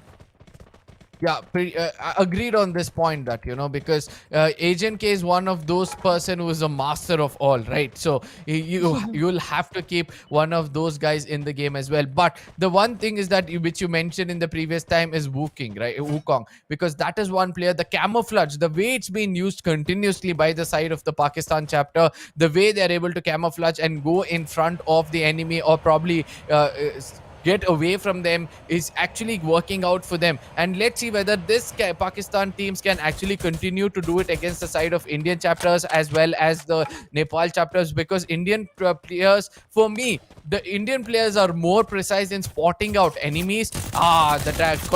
Drop damage, as we were speaking about. CN King goes in for a jump, and he'll be the first player to actually get taken down. And this could be the point of concern for the side of Cartoon Network, as they'll be starting to lose one player at a time. Key player already down. It's important for Atom to at this point of time stay alive. Absolutely, survival is one of the key factors to get the booyah. Let's see who's going to survive, who not. Talking about Cartoon Network, one player trying to pick up the risk in favor of his team is taken down, tanking up a little bit of fall damage, and other work was done by the team on the opposite side, which is Team the Guardians this time. 3 versus 3, grenade pops in, what a precision. Oh, Quetta coming into the action. This is exactly what I was talking about. Quetta needs to pull up his sleeves, socks, and fasten the seat belt. For now, Kari will be taken down. He'll heal himself up. He will be revived immediately for sure. Kari is revived. He needs to heal up and look at the loot, look at the health kits, and fall damage is coming in at him. Left with 453 HP, realizing they are losing player one by one. All they need to do is just race out of the battle. But are they willing to race out though? Already being in disadvantages of disadvantage side of being less in numbers, and this time they're going with a split of 1:1. That is the last thing that they should have done. And look at Alpha fell to death. Last man remaining. What is Atom up to? We are going to see for sure. Will he be revived? No. He'll bleed to death. Nobody gets the kill point at least. That is what Atom was trying to do. We did see one jump no. coming in, and kill has been taken by Quetta. Quetta doesn't want to allow that 1 point also to go away. And that is the kind of mindset you need to have when it comes to a player like Quetta, right? The Salter needs to make sure that he picks up every single bodies which is on his needs. He wants to make sure that he confirms them as well. All these things said and done towards the side of Team TG. I mean, they're still they are still on a lookout to see where that last player is. They do not realize that he's actually run away and in a very far distance. As I said, Atom should be the person who has to be alive at this point of time. It looks like he will be. Everybody are trying to hold the center part of the map. Nobody's on the northern side. Foundation Shrines and Holdhampton completely abandoned at this point of time. In case the circle takes a northern shift, that is when all of these people are going to put fires on their back and then go in for different kinds of rotation. B4 on the other side, from the side of Santa Catarina, will slowly be wanting to come inside the circle, wants to make sure that they do not get any kind of skirmishes or tags in the rotation. Foundation being there in the circle is a point of concern for teams like Five Mutants, because in case they do not watch their back, two teams attacking them, FF as well as a team coming from Foundation, could be a bit of an issue for them. STX in the blue zone and as well as Xenon could be the next teams fighting out with one another. All these things said and done, you were speaking about more agents. Tell me, Tanya, which is one of those agents you feel is pretty much crucial when it comes to especially the Pakistan chapter? Well, I think they are using all the mix. They're not relying on one agent. Each team is having one Wukong, one DJ Alok. So I like how the agent split is coming in to battle it strongly. In terms, if there's one player who is the assaulter for the team, is using Wukong, who is the supporter is using DJ Alok, and now Misha is also coming to the use. Hamza is using it right now. They are very well aware that they have to use vehicles in terms of rotation, and they are using mix of agents here. Well, Xenon this time. And there's one more thing. Circle this time got centralized, is not playing tricks right now. So this is the exact time for the strongest play. They can plan very, very positively, very slowly, surviving until top 3. And if Circle is not playing, you play definitely better. Well, you have to play well. Yeah, but Misha is one of those person where anybody would want for a traveling, right? He can be the person for scout, right? So I still don't understand how Misha can actually be an advantage for any player when it comes to the game of Free Fire. Well, they tank up a little lesser damage when the Misha is equipped during the vehicular phases when they are driving. So I think that is why Misha is equipped, and Misha is useful, very, very useful in terms of rotation, while your vehicular rotation to be precise. Yeah, okay. Sirens are heard already. The players are making a move, teams in, and this time again going as slow as possible. This is exactly what they did into the map of Bermuda, and they are repeating it into the map of Kalahari. So we can expect a repetitive booyah until and unless they are caught caught off guard. Teams reuniting, teams bottom four have also not lost the player, and they are going to fall against Team Alpha. And Alphas are not wanting to stand near the grounds of Shrine. They're using the other launch pad, moving towards the center of the circle. Now, this is a good chain coming in, and with that chain, we can expect a dominoes effect as well. The players might go against each other if this is how they are going to plan the rotation by launch pad towards launch pad. Yeah, but let's see how that is going to turn Wow. out. Look at what's happening over there. 5 mutants takes down a person with vehicle explosion. Looks like he did not have Mesha in his favor, but let's see how things will turn out as 5 mutants have started their assault against any given team. So STX on the other side, they are also looking forward to see how well they can manage this. B4 is trying to push in, sees Ali over there. I don't know why he didn't go in for the firing in the beginning itself. With that Mac 10, he could have actually taken the player down. It was not necessary for him to get that close, but on the other side, Ali gets taken down, giving an opportunity for the side of B4 to take a domination against the side of STX. But one advantage with XTX have is that they're sticking together, and that is going to help them a lot for sure. Definitely, that is going to help them for sure. 5 mutants versus Xenon. Here, STX is getting decimated. Captain down, Ali down, and they are choked by 2 players together. Let's see how are they going to come back. Bottom 4 stuck in between, and against them we can see STX Esports very, very close. Osman is to be the last man surviving, and how long will he Oh. survive? Well, wow, what a battle coming in from 5 mutants this time. They are definitely Exactly. leveling up as the day progresses. They are progressing as well in terms of getting those kill charges that the woodpecker is working wonders, is able to take that knock, and on the course Team Alpha is also stealing those kills, and I'm very sure of knock is getting coming from Team 5 mutants, but Team Alpha is taking away that kill. That is going to rage the Team 5 mutants. Yeah, and it's not only gonna rage them, that's gonna make sure that they make sure that they take revenge for it as well. And that fight can be an advantage for other teams, because it's important for you not to put out your ego at any given point of time in this game. Keep control of your emotions, and that's the most important thing when it comes to any kind of gamer. On the other side, STX left out with one last player. Usman will be playing it for placement points. On the other side, Team DP, look at that. They have the deadliest of the guns. They have the machine gun. They know that they can put it into the best use at this point of time. Team TG in their crosshairs will be in a bit of a trouble for sure. As one player already gets taken down, it's important for Team TP to actually make sure that they get inside the circle. Spy on the other side. It looks like 5 mutants are taking down every single player in and around them, and that is going to help them gain a lot of kill points for themselves. That and these skill points are going to matter a lot by the end of the day, when there's grand total for everything. And right now, 2 teams battling outside the circle. That is the last thing Team Spy would have done, but they don't want to leave anybody alive behind them to get backstabbed. So a good strategy, but then entering the circle is going to be the cause of concern. On the course, one team is eliminated now with 9 teams and 25 players. Then on being into the center of the circle, and Cartoon Network being decimated here, Umair will be revived for sure. And again, they are going to be squad strong on the grounds of Foundation. 2 teams are going to cross the path against each other. Xenon against Team Alpha. The Team Alpha definitely joined in here with the usage of launch pad, and now they are trying to create up troubles for Team Xenon. Knocked it, confirmed it in just a blink of second. Yeah, but at the same time, I want to say where 5 mutants are still placed, do they still have the advantage of the higher zone? Because we can see that they are still decimating teams, right? Look at that, Two-Face against takes down Umair, and I do believe they've already crossed the 10-pointer when it comes to the kill points for themselves. Team TA will be walking into their crosshairs any second soon. We can see that Spy also have a very good advantage. B4 on the other side are also having a fight against the side of Team TA, but Team TA gets a triple kill. What a gameplay coming in from the side of Fan. But we'll see whether he'll be able to revive his teammates and give an opportunity for their team to actually go in. A good grenade launcher comes in. 2 people are being tagged at this point of time. Godzilla with that grenade launcher can roar, can make sure that he gets more kills in his name. Godzilla takes down one player. STX Usman gets taken down. He confirms and gets another player down. No Mercy again gets taken down. Godzilla not stopping. He's got one frag. He's going to be confirming some more. He sees that more players are trying to walk into his crosshairs. But Godzilla, how many more grenades do you have left out within yourself for that grenade launcher? is going to be the bigger question. He's going to be confirming kills in his name. Two more coming in his name. A total of three. 5 mutants, 10 kills in their name. Look at the teamwork coming in. Ashu gets taken down. DP Raja has that higher ground advantage at this point of time. Can 5 mutants get the taste of their own medicine is going to be the bigger question at this point of time. After losing two players, no cover fire coming in from their side. DP having an advantage. 9 confirmed. Two more in their name. And I do believe that DP have a higher opportunity of taking this booyah in their name.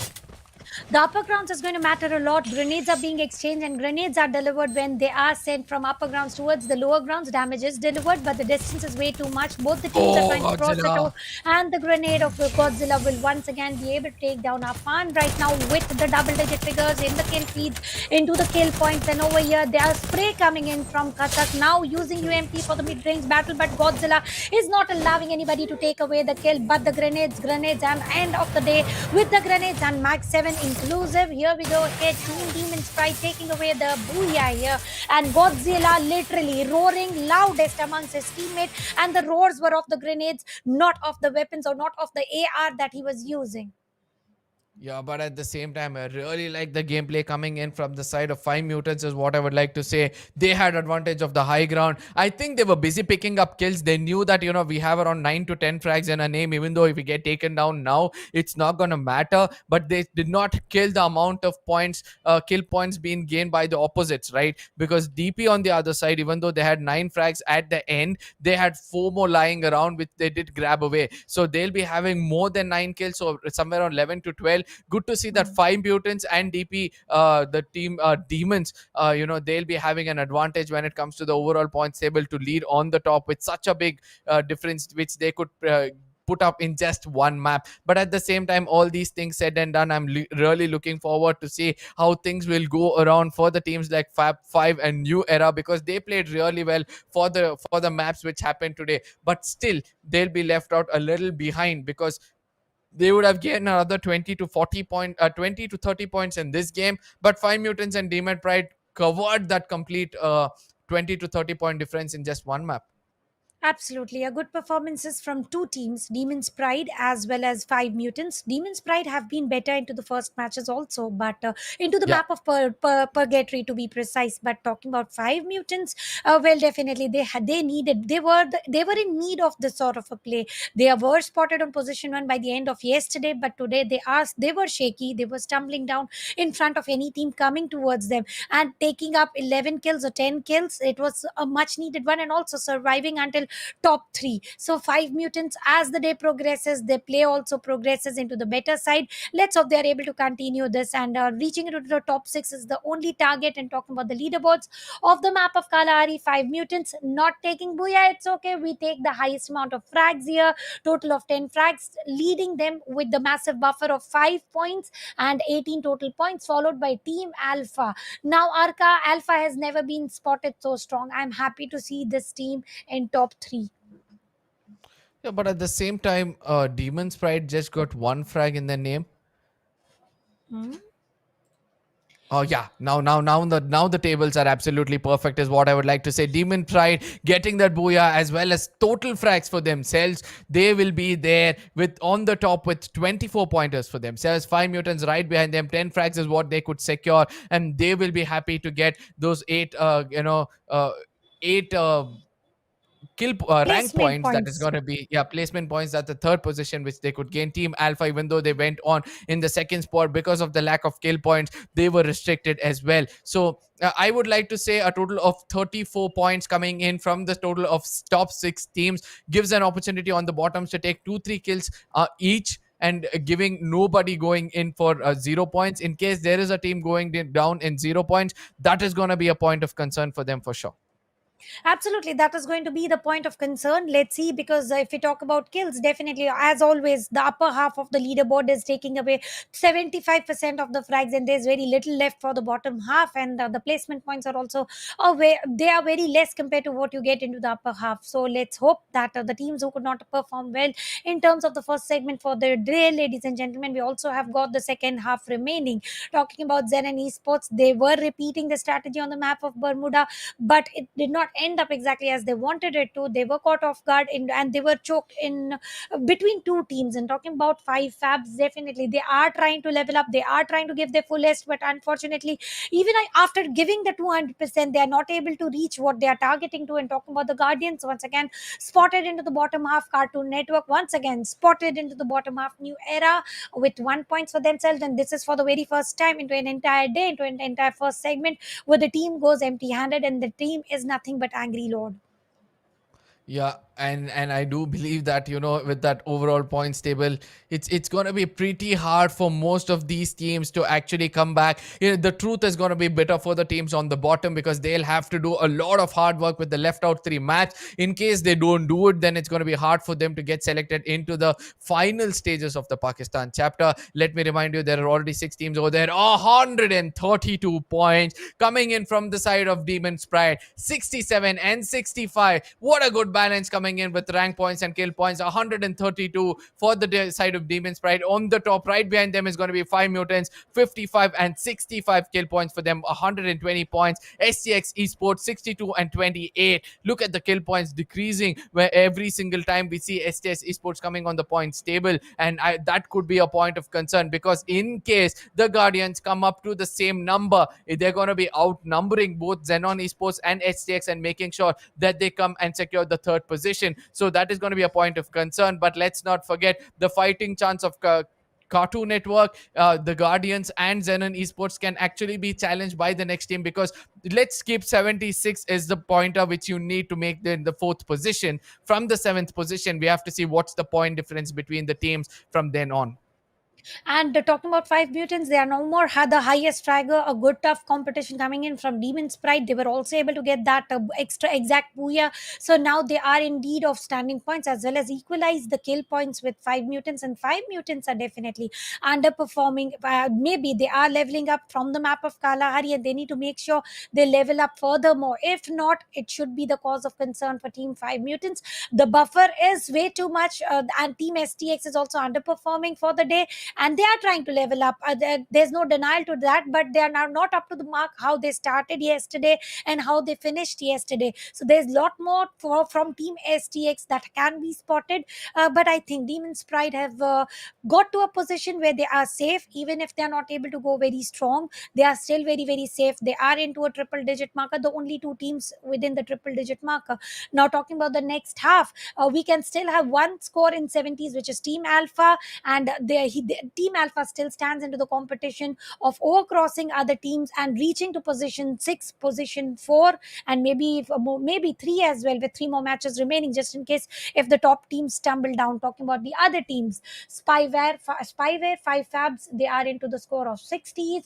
New Era, the only team into the score of 50s, and bottom 4 in score of 40s, and Angry Lord being still into the 20s. Well, they are having a good balance, but this balance is not going to allow them to reach into top 7 or maybe into the mid segment as well. Yeah, but at the same time, we were speaking about the difference, right? 5 point difference is what Alpha is far away from. And from then on, it's just, I would like to say even New Era have a fighting chance, because there's 20 points away. Let's not forget that Angry Lord's chances from now is starting to look from bleak to impossible. But bottom 4 still have a ray of hope as well. So all these things said and done, let's see how the next half of the next 3 maps is going to be when it comes to this game. Let me remind you guys, guys will have an opportunity, a small bleak opportunity, to actually share it among your friends so that they can come and see. I'm speaking about the Pakistan fans. If your team are over there on the top, if they're playing out really well, do not forget to cheer them up in this chat. At the same time, do not forget to make sure that you share it among your friends to see whether your favorite team is making it. Let's not forget 2 teams domination. Like, for the first time, I do believe that I'm seeing 2-3 teams having triple digit mark when it comes to this stage, right? So, and it's in a huge way as well. But at the same time, the teams on the bottom is also giving a very hard fight. They are also coming in a bit more closer, is also a very good thing to see. So 2 teams dominating, giving the others an opportunity in the bottom 3 to 4 positions in their hands, is something good to see. At the same time, ladies and gentlemen, it's always been a pleasure for me and Star Tanya to be casting for you guys, telling the stories, allowing no stone to be unturned. But for now, this is going to be World Esports Cup presented by Infinite Smartphone, India Today Gaming, partnered with India Today Gaming, and and Plutonium being the broadcast partners. We'll be heading into a short break and seeing how things will be on the other side. That gives you an opportunity to share it among your friends, as well as click on the like button, because that's going to be a pat on our shoulder. Yes, ladies and gentlemen, we'll be seeing you on the other side.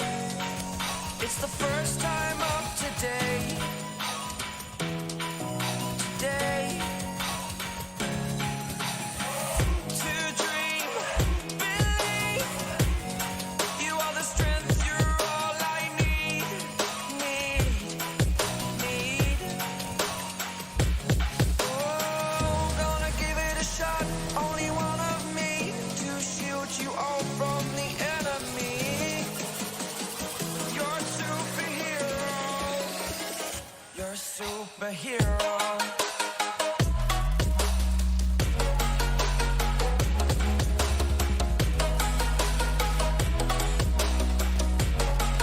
Can I be your superhero? Superhero. Superhero. Superhero. Can I be your superhero?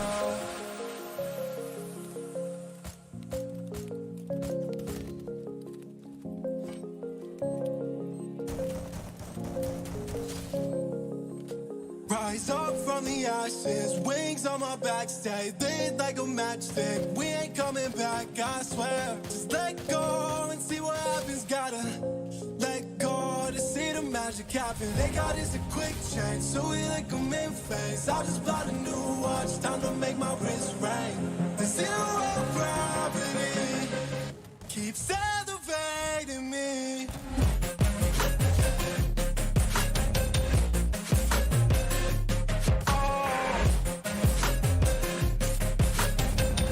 Zero gravity. They got us a quick change, so we like them in phase. I just bought a new watch, time to make my wrist ring. The zero gravity keeps elevating me.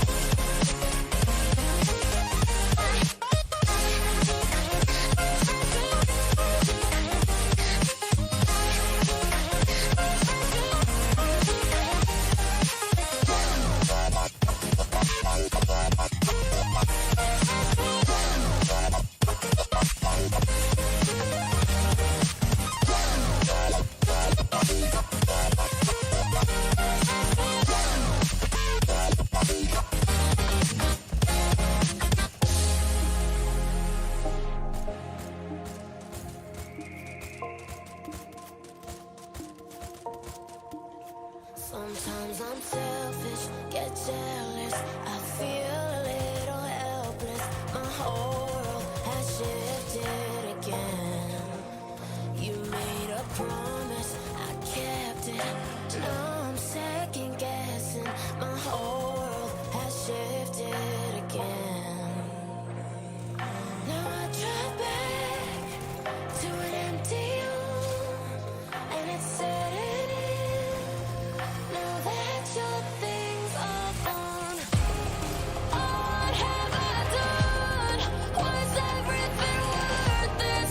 I guess I deserve this. Oh, why do I run whenever I'm hurting? I guess I'm still learning how to run.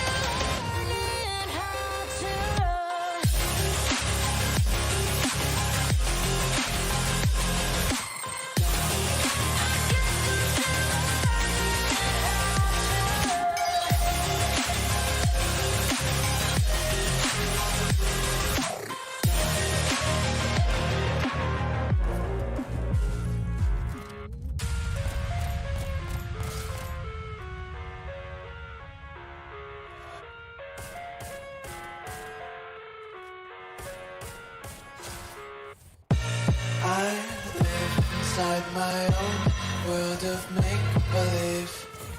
Kids screaming in their cradles, profanities. I see the world through ice covered in ink and bleach. Cross out the ones who heard my cries and watched me weep. I love everything. Fire spreading all around my room. My world's so bright, it's hard to breathe, but that's alright. Hush.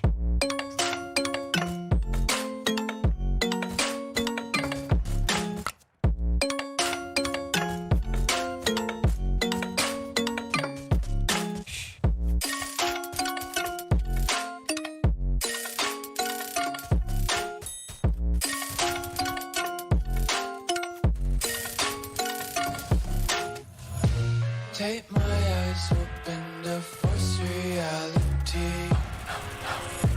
Why can't you just let me eat my weight in glee? I live inside my own world of make-believe.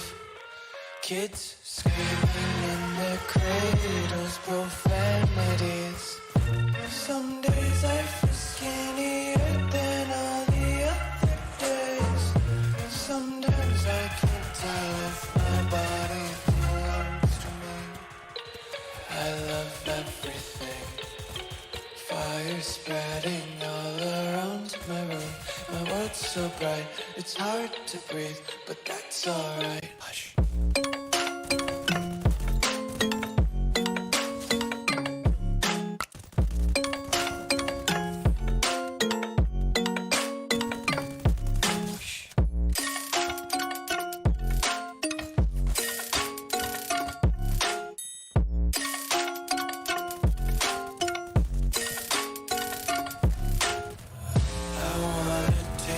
Content, hold your breath and feel the tension. Devils hide behind redemption.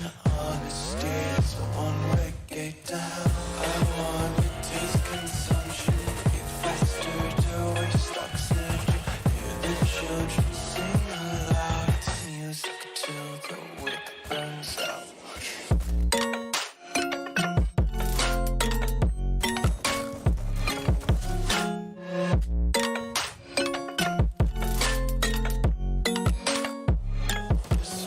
Be carefree lately, yeah. Just picking up daisies. Got one too many quarters in my pockets. Counting like the four-leaf clovers in my locket. Untied laces, yeah. just tripping on daydreams. Got dirty little lullabies playing. Might as well just ride around the nursery and count sheep.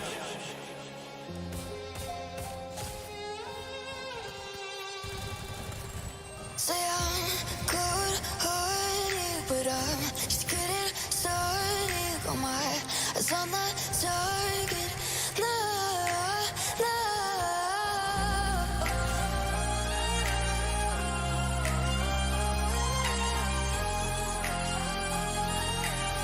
Till the battle's won, till kingdom come.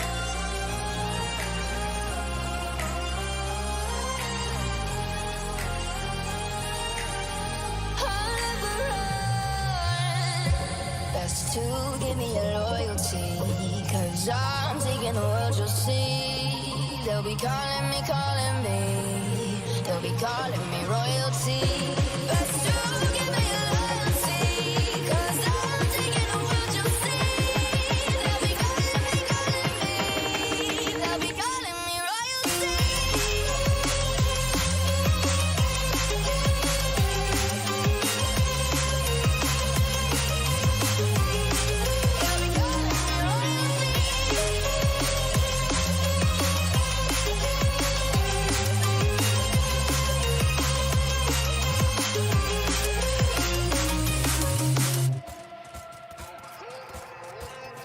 They say I'm dangerous 'cause I broke all the cages. No, I won't sit and take it. No, no. They left me for dead, I guess I'll never learn. Every time I break, there's just more pain to burn. They'll never, never, never learn.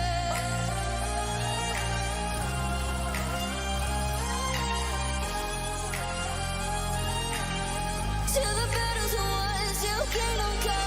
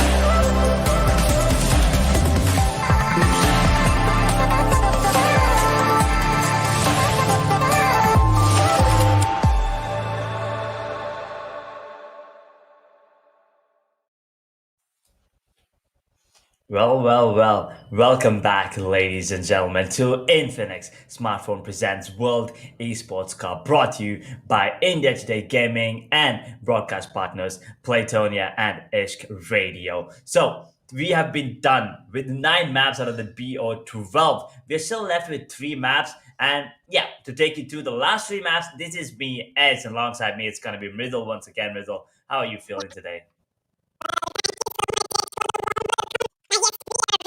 Oh, 1 second. I think there's a technical issue, is it? Well, I'll let Mridul fix that. But it was a great game, up until now. 9 games were done. 5 Mutants, they were really, really dominant. Demon's Pride, on the other hand, they actually did take that take the the lead from them, sitting on 132 points right now. 5 Mutants, depth 120.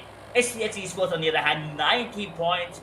XENON Esports, they have come up huge with 76. The Guardians have come up with 74. Cartoon Network had a good day yesterday. Unfortunately, not a great day today. But here we go, jumping on to the map of Bermuda. The path is kind of like 60-40 towards the northern side. But let's see. Looks like every team, I mean, they're ignoring. I mean, unfortunately, they cannot reach Sentosa Island pretty easily. I think Mars Electric is going to be ignored as well. Clock Tower, there's like 3 teams there. This is not gonna be an easy fight. Oh boy. This is gonna be an insane one right here. It's starting already. Team 5, that is Cartoon Network. Team Angry Lord. And I believe there's one more team in there. I'm not really sure which one. Looks like it's a new era. But it's gonna be Adam with a P90. Takes down Flick. Gets one. Ahmad will be the one getting that first blow. First blood for him. P90 is dealing a lot of damage. New Era, they're not in a good spot, and Cartoon Network starts off strong. Eliminates New Era in position number 12, and Adam with a triple, I believe. Someone on the other hand, still dealing damage. New Era. Oh, never mind. This is just the kind of a replay. There was a bit of a lag, I believe. Well, anyway, Adam is still looking really, really good.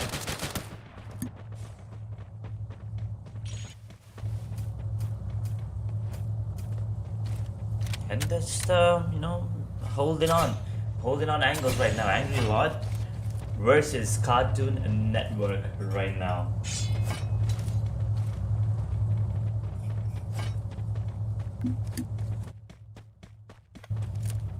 Well, no, they're not going to be going in for the fight. It looks like Angry Lord, they're just running back to safety. Cartoon Networks, they have taken the control of this clock tower houses. So it's not going to be an easy task to take them down anytime soon.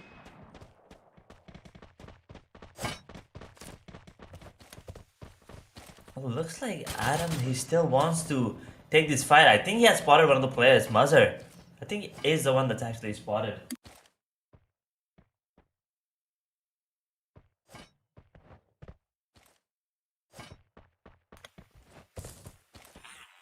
They're just holding.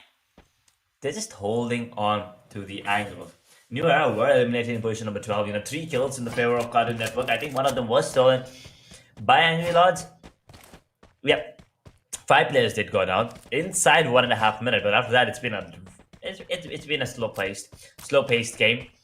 It's still pretty early, just 3 minutes and nothing to talk about that. But 5 Mutant is gonna be another team. Something to look out for them, and Demon's Pride are the ones that I'm actually looking forward to here, Riddle. Well, looks like we still have the technical issue coming in from Riddle, unfortunately. So yeah, we'll just give him a little more time. But up until then, well, looks like Cartoon Network is giving Angry Lord a lot of time to go ahead with the placement that they want.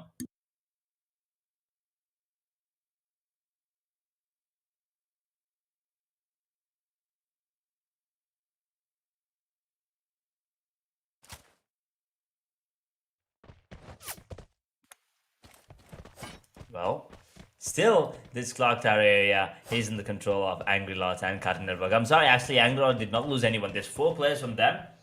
And they are just, surrounding the perimeter, making sure that Cartoon Network does not leave this area. So as long as the, the clock tower area is in the zone, none of these teams are going to be leaving their positions anytime soon.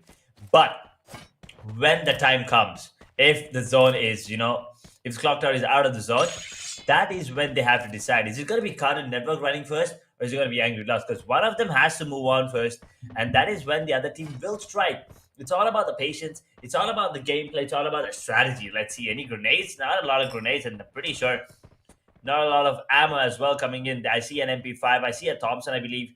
Is that an SKS? Nope. Just as I say that, Marathon, I believe that is. Will take down one. Muzzer takes down one on the side of Cartoon Network, and that's a That's the cue for them to start the fight. Thompson on red bar will not be dealing. Oh, actually, will deal enough damage to take down Ami. But Tien, they're in a lot of trouble. They're piecing everyone. Red bar gets another one. The Thompson gets swapped. Gets himself a triple kill there. The only player on the side of Bangalore is very easy. It's Muzzer TE, and he's outside. He has a shotgun. I think that's a Mag 7. Oh, no, never mind. That is a Mag 7, but it's not going to be enough. He will take down Red Bow nevertheless. But Adam, he wants the revenge.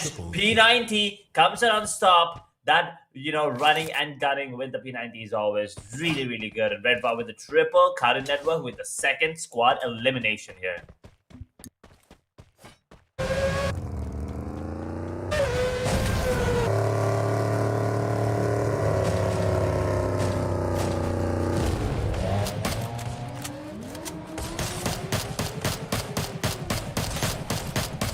On the other hand, they're making PG sweat right now. Quetta will go down. I think he will be right there out in the open, but I still think it's not going to be an easy one. Talha will drop down another player on the side of Guardians.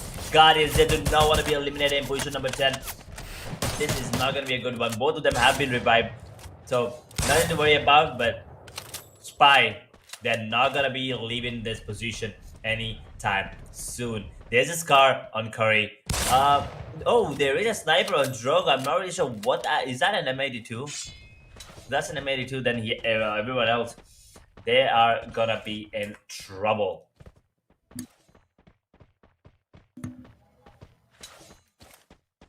Well, 7 minutes in, 2 squads have already been eliminated. Both of them eliminated by Cartoon Network precisely.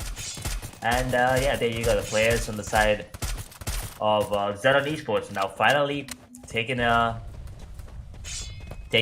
some fights happening over there towards the bridge area. Moyes will take down Cape Town Bridge. Is he alone? If he's alone, then that's not a good thing. I think his teammates are coming in just now. The side of bottom 4. Sami goes down, one of the best players for his side. Umer, he's in a great spot. He will deal a lot of damage on the side K. Oh, he has been spotted finally. He is out in the open. Where is his team? Umer, beautiful shot with the Car 98. Hashu on the other hand takes on Godzilla. Raptor gets one. Hashu will confirm that kill on the Godzilla. Sajid with the Scar. Headshots Raptor. Raja, Thompson kill. Moyes with the grenade on the Sami. Raja will confirm his kill on the one of the 5MP. Snake, I will take down Umer with the sniper there. Size will go down to Criminal. XENON Esports man advantage, but a player is still knocked out. Moyes will confirm the kill on the Sami with the grenade. It's going to be a 2 versus 4. Or is it a 1v4? I believe. Bottom 4. They're running. They are gone with the vehicle. Yep, going back to safety. XENON Esports, 2 kills. No casualty whatsoever. On the other hand, Raza and Wally get a trade kill there. DP, Demon Sprite at the top. They're the top team right now on the scoreboard, but can they keep the position to themselves is the question right now. 5MT, they are the second one, and they want to steal that position from DP. Raptor takes a bit of damage from Hashu there, but he's going to be healing himself now. So, after a lot of fights, a bit of peace, but just say that, well, it says no peace, and he will put, he will be, rest in peacing. Raja, actually, I believe that is. Oh, that was so stupid by me, but yeah. Demon Sprite, Karthik and Raptor are the only players alive, and they only have 1 kill. And if they get eliminated in position number 10, that is gonna be 2 points for them.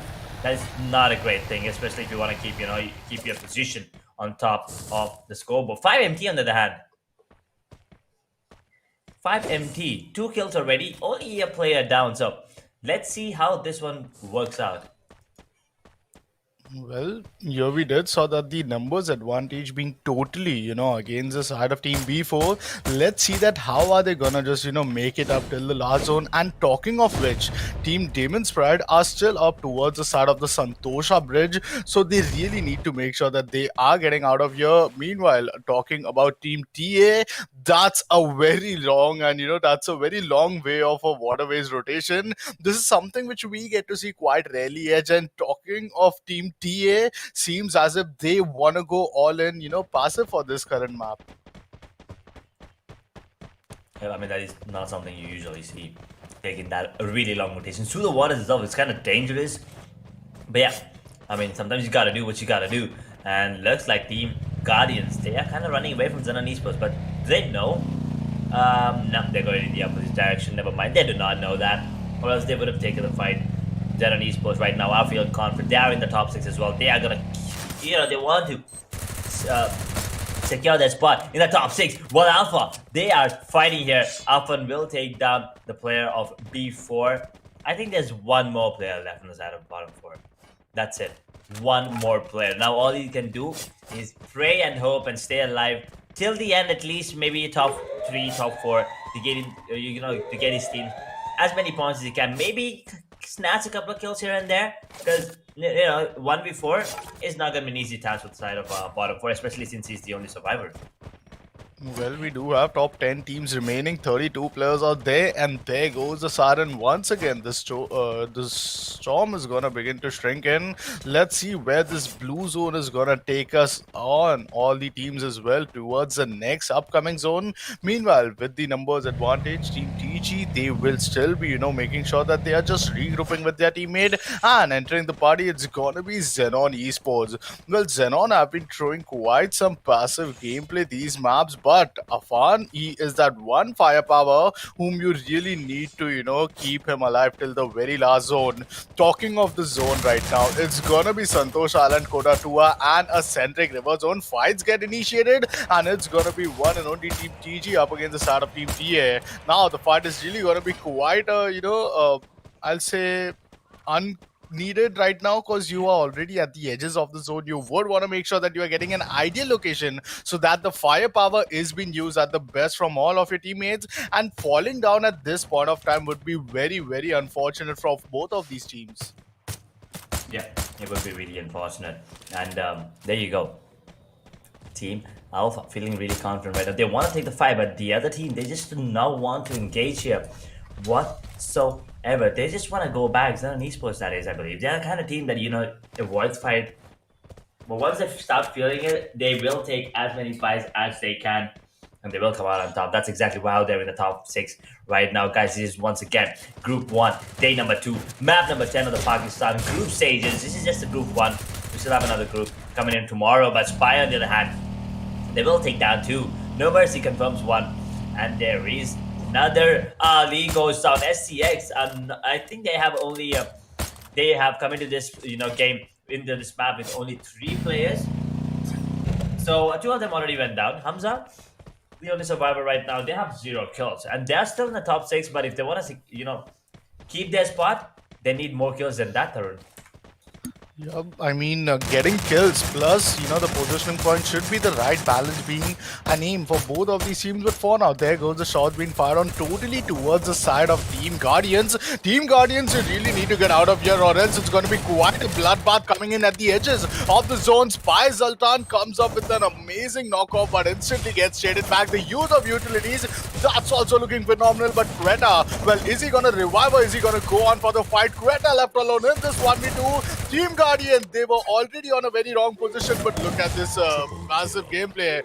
Well, 10th position is what they will be securing for themselves in this map number 10 of a D2, and that was quite an unfortunate gatekeep as well, which they had to face. But the current zone edge consists of 55% of water area and only 45% left to make sure that you are inside the land and having your teammate in the ideal cover where you can use your firepower with. So, yeah, having that water in the zone is always, it's always kind of a disadvantage for teams that are in the water itself at this beginning. So that is not going to be an easy one. But let's see. I mean, I love to see the zone in the water. I really want to see how the teams come up with, because this is when you have to use your big brain, right? It's not all about the aim. It's all about the games and the place positioning coming in. Hamza will take down an STX. They will get taken out in position number 9 by, I believe that was XENON Esports there. So moving on, Team Alpha, they want to be the one actually taking the fight to XENON Esports right now. They'll try to deal a bit of damage. I still see the bottom 4 player there, still alive. DP. Oh, Abbasi.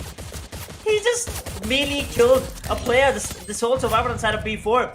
Oh, the balls on this man to go for that play. Still gets that knife kill. He goes down, but doesn't really matter. It's about that confidence he showed us. Will be eliminated in position number 8. Demon's Pride. Demon's Pride have 4 and they will not be the one. It's gonna be 5MT eliminating Cartoon Network. Teams that eliminated 2 teams. But on the other hand, DP, they're still alive. Cartoon Network, not a great performance once again. At least in terms of the rank position, because they did eliminate 2 teams early into the game. Moving on, it's going to be the 4th zone coming to play with right now. 6 squads alive, 19 players still here at XENON Esports. They look strong, and so do 5MT. Well, Team Demon's Pride being at the number 1 overall standings, they are currently eliminated at the 6th position, but the grenade launcher, well, that was quite good. Two-Face getting a good opening, but is he be able to capitalize on that kill? Team frags are already up for a one and only team.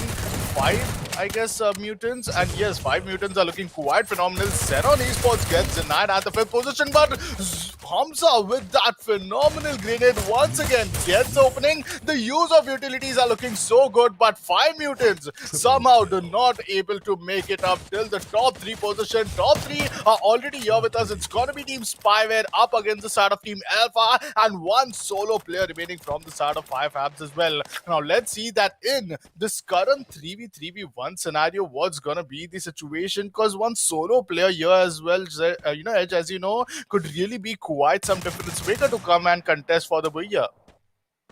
Yeah, I mean, you can always third party. You have one of these 2 teams. Let's see, Team Alpha and Team Spire. They're going to be going head to head here. But the Soul Survivor, he's at the bottom. I don't think he's on the bridge at all. So let's see if FF, he's just barely surviving. I think he's going to, try to let the zone decide that his fate. Yeah, there's no way he can make it up. So all he can do is try to be in the zone for as long as possible before one of the players actually go down. And Talha actually jumps down. Did he spot anyone? Nope. He's in a good spot here. Here we go. The final zone, kind of 5th zone. Then the grenades are coming in right now. It's going to be a lot of damage. Shireel is protecting him right now. Team Alpha with 5 kills. Can they make it? 7 is the question. Team Spy on their hand, they have 10. They're actually jumping down right now. I don't know why they want to give away the high ground advantage to the side of Team Alpha here. Spy, 4 versus 3 here. This is not looking great. But where is the player on FF? He's the one that I'm looking forward to. He's still hiding. He's not going to be peeking whatsoever. He's just holding on to the position. But Spy, they are dealing a lot of damage, taking a lot of damage with the grenades here, Tarun. This is looking spicy right now. This is the dead zone. You only have 5 seconds remaining, and then the dead zone is gonna shrink in. Means that whole map is gonna be a damaging shock blue zone. Now it's somehow, a 3v4v1 scenario. Once again, we are seeing a drop down coming in, but is it gonna be punishable or no? Because Team Alpha, they do not have enough breathing space to work with. There goes another player. One and only Team Alpha, they are totally trying to gatekeep. Here you can see Mr. Howl coming up good, but 5 FABS does not make it till even the top 2 position. Now it all falls down to a 2v2 scenario, and Team Alpha up against the side of Spyware. Well, it's not going to happen because they don't even drop down, but they even eliminate. Such sort of domination is something which we did not expect it at Team Alpha coming up with that Booyah. Imagine the number of kill points which they will be adding along with the positioning point which they have gained in this current map. Yep, Team Alpha. What a game coming in from them. Yes, Spyware did put up a really good show as well. But FF, the Soul Survivor, he did manage to survive for as long as he can. It was great to see him. He also got a kill there at the end with the MP5. So that is one extra point for them. But yeah, it was a great game overall. Yes, and I'm surely looking forward to see what's going to be the overall points table, because we did saw Team Demon's Pride followed by Team 5 Mutants. They were quite leading the leaderboard for now, but somehow here seeing the domination from the side of Team Alpha, maybe they are just able to cover those many points which are already been taken from the side of Team Demon's Pride, and this is the very right time where they could really start to progress in terms of their consistency. It was a map of Bermuda, and the way Team Alpha have been playing, it's a very perfect way to keep a balance on your positioning point plus some sort of kill points as well. Yeah, it's always about the balance in between the rank points and the kill points, right? Bottom 4, yes, he did. I think he was there. I think he gave he gave his team a couple of extra points. He didn't get any kills. Yes, there was a melee knock but on one of the Yes. players of CN. But it wasn't enough. He couldn't convert it into a kill, but he did give his team a couple of points extra because he did survive for a bit longer than all of his teammates. So I think it might not be, the crucial 2 points, but it's going to be important, right? Moving on forward, we are done with 10 maps. We only have two more maps Yes. left. One more round of Purgatory, and then Kalahari will be the final one. And after that, we will be, you know, understanding which six teams will be moving on forward and which six teams will be bidding farewell to here. Well, it's really got to be some sort of an emotional roller coaster ride for all of these teams out there, especially the ones there between the side of, I'll say, fourth to the eighth position. Because out of fourth, fifth, sixth, seventh, eighth, only two teams are going to be the one who will be continuing with us at the World Esports Cup. It's already been quite some, talent which we are getting to see from this current region.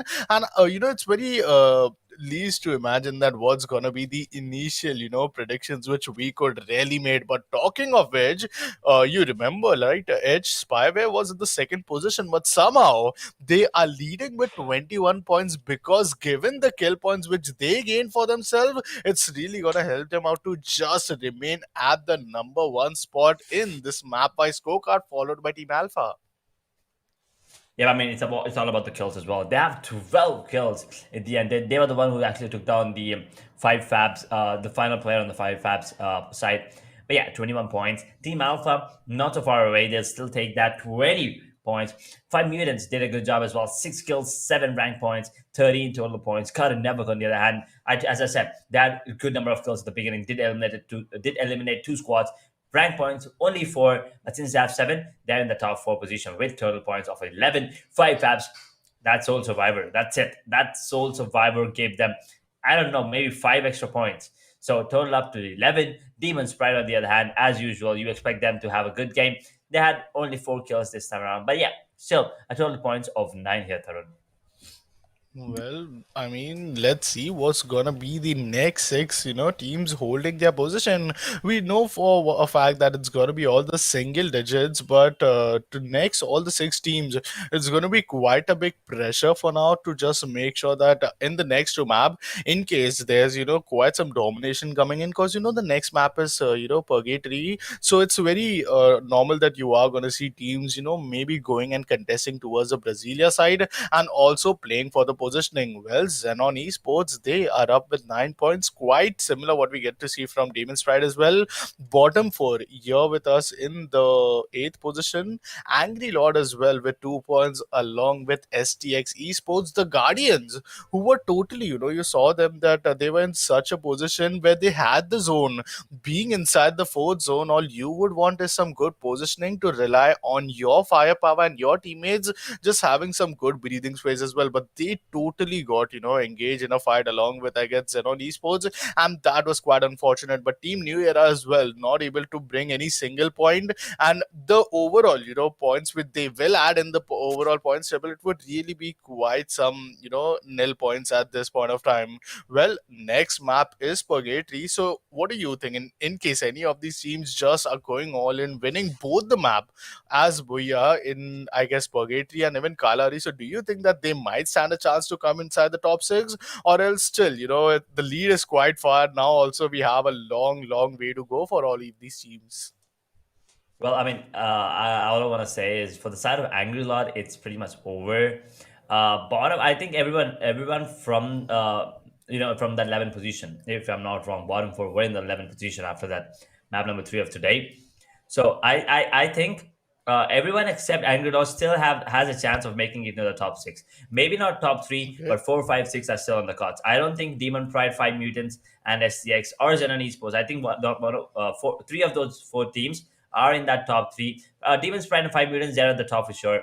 SCX, Xenon, I think one of them will take the third position. But yeah, moving on forward, I think there is still a really good chance for the side of New Era, Five Fabs team, Alpha, Spyware, Cartoon Network, and also bottom four. There is a slight chance, but yeah, as you said, they need to show up really, really huge here on the map of Purgatory and also on the map of Kalahari. It's not going to be a one-time thing. It has to be a two-time thing, at least for now. Moving on forward, maybe they'll have enough time to practice more, come up with better execution. Then we'll see them again in the grand finals or in the later zone. The later on in the tournament. But for now, all they need to focus on is 2 maps, and they need to deliver their goddamn best.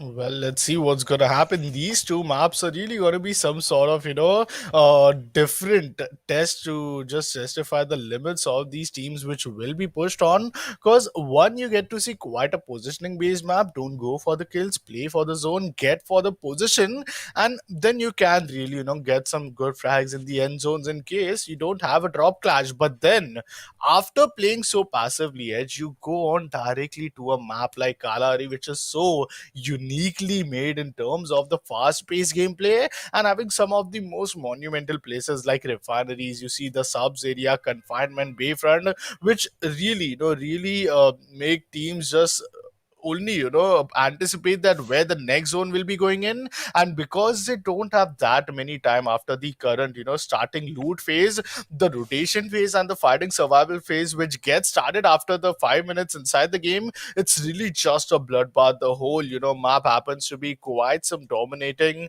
scenario, and only a dominating team, a team with a good firepower, could really make themselves come towards the end of the zone. The team which is trying to play quite passively will totally be anticipated from the opponent players as well. And very rarely you will get to see that any team, they are playing quite passively and are actually able to come inside a top five teams. Mm. That is true. You need to understand. See, that's what we were talking about. Not just the aim, not just the kills. It's about understanding the game. You need to. I mean, you need to decide if you want to avoid the drop classes or if you want to take the fight. Some teams like that. Some teams like XENON Esports, they do not like that. And there are some teams like Orangutan Elite that are only third parties most of the time, and they still have they still come out on top. They do third party most of the time, but when it comes to one on one, they still come out on top. So that is the kind of performance I expect from any other team as well. You need to be confident in yourself, because if you don't believe in yourself, you're gonna get taken down. It's all about the mindset. And if your mind is defeated, then so are you. So let's just jump right into the map of Purgatory right now for one last time today. This is gonna be Pakistan group stages, group number 1, day number 2, map number 5 for the day. But yeah, overall it's map number 11, boys. Well, plane path, quite some northern to south shifted plane path, which we get to see diversifying this amazing 8 into 8 purgatory map into classified locations where teams could really make sure that they can go into their ideal drop locations. But Team TG, which is gonna be one and only Team Guardians, they are something which we know that more than a top 10 position which they had got in the Bermuda map. Well, as we talked about Brasilia seems to be quite under the control for the side of one and only Team 5 Mutants. And if we talk about Team STX, they are also here towards the side of Mount Villa. Now, Skylaunch being the blue tier loot, Demon's Pride, for a fact Demon's Pride is gonna go in and they will be up against the side of Angry Lord for now. But what I'm thinking, it's that Team Demon's Pride, because as he told them that they are surely getting qualified for our next phase of the World Esports Cup. So they might just try to, experiment. They might just try to, try some new strategy with their teammate, and risking these, blue tier loot and also going in for a drop clash. I don't think he would be much damaging in terms of the overall points table. Yep, that is gonna help you get a point on the overall scorecard. But right now, Demon's Pride, they're here. They might want to take this fight against Angry Lord, but Raja will confirm that first blood on the Muzzer. Samad is out in the open, does not have a great weapon, but just to say that, he will actually get that kill. A knock actually, and Raptor will knock Samad down with Thompson there towards this key large area. This is looking really interesting. The sole survivor right now is Kami, and can he do anything to save his team? The answer is no, because everyone else, they're going down. Ami is really low as well. One shot and he's gonna get out. Raja will confirm another one. Is that an M14? I don't know what gun he has in his hand right now, but Godzilla, he wants to take him down with the shotgun. Will confirm it. Angry Lord. There you go. I told you. The only team that doesn't have a chance right now was Angry Lords, and unfortunately, just not their day here, Tarun. Well, Four frags, quite the ideal start, Team Damon's Pride would want to have. They already have these points, like just joining their overall points table, and also they are now inside the top 11 position, well, eliminating competitor at the very drop clash location would help them to make sure that they are now in the phase of fighting. And so whenever they get engaged in a fight, it won't be a surprise thing for them. They would already have their muscle memory quite on place, and this really helps out teams those who have started off the map with a fight. The teams which is playing passively, just going on for the loot, and suddenly if you put them in a fighting scenario, maybe they happen to be quite panicked, and that's something where Team Demon Sprite would have a competitive advantage. Teams and on esports, well, they are trying to shot some fires, some shots onto the side of one and only Team New Era. But New Era, is it going to be this map where we do expect them to shine? One player is going to be taken off. Umair going on with the shotgun, but he ignores the fact that behind him is a player, and that's going to be punishable. But does he get knock finish is a question. Well, Shrey is there to take down Criminal, but Moy is going on with a good grenade use of utilities, looking so damaging out there. Team New Era and Team XENON Esports both are looking not on a very good position, and casualties have already came in from the side of Team New Eras. Just ignore him. He got two players, not even one. Xenon, try hard, will get that kill on a New Era, but there's an instant trade. Fleeky will take down one of the players. New Era, they have 2 kills, but only 2 players surviving right now. Xenon, same thing. 2 kills and 2 players surviving. There's gonna be a team versus team right now. Xenon versus New Era. Who's gonna come out on top? Fire Brigade. It's gonna be fire for sure. But let's see who's gonna be the one that's gonna be lighting the fire and who's gonna be the one that's actually gonna get burned right now. New Era. They're not moving.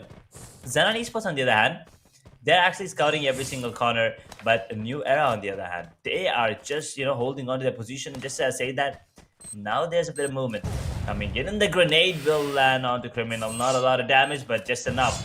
Will that one deal enough damage? No, sir, it won't. And Sardar, I think, finally he wants to make his way into the house there. And he does spot one of the players. This is going to be interesting. How are they going to be fighting this? Do they know? And that treatment gun will be a healing Criminal. Try hard. There's a player right in front of you, not? Oh my god, his back is turned. His back is turned. Ouch. He misses. Flicky. Flicky misses. That's not going to be enough, but it's going to be the fight happening. 2 versus 1. Flicky will take down Criminal with the shotgun. Now the only player surviving right now is Tryhard. He's going to be having a vector. He will take down Flicky, but there you go. It's going to be a 1 versus 1 situation. Sardar versus Flicky. Oh, sorry. First, Sardar versus Tryhard right now. He's going to be reviving his teammate. He knows that's a smart move. He wants to take the advantage, and now he makes it a 1 versus 2. I think they will take down Flicky right there. So, that's going to be a 1 versus 2. Sorry, that's Criminal. My bad. Criminal goes down. Flicky. Smart moves coming in from the side of New Era and XENON Esports. Oh boy, that was really unfortunate for them.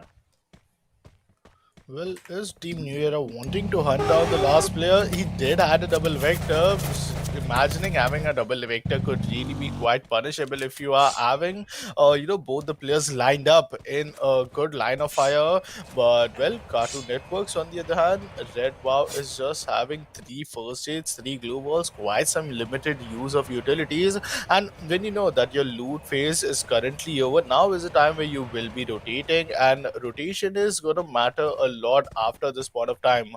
Zone has begun to shrink in, and as you know, Purgatory being the map with 3 island, let's see that which island will a zone take towards, because yesterday we did so quite favoring towards the side of Team Brazil. The side of Brasilia.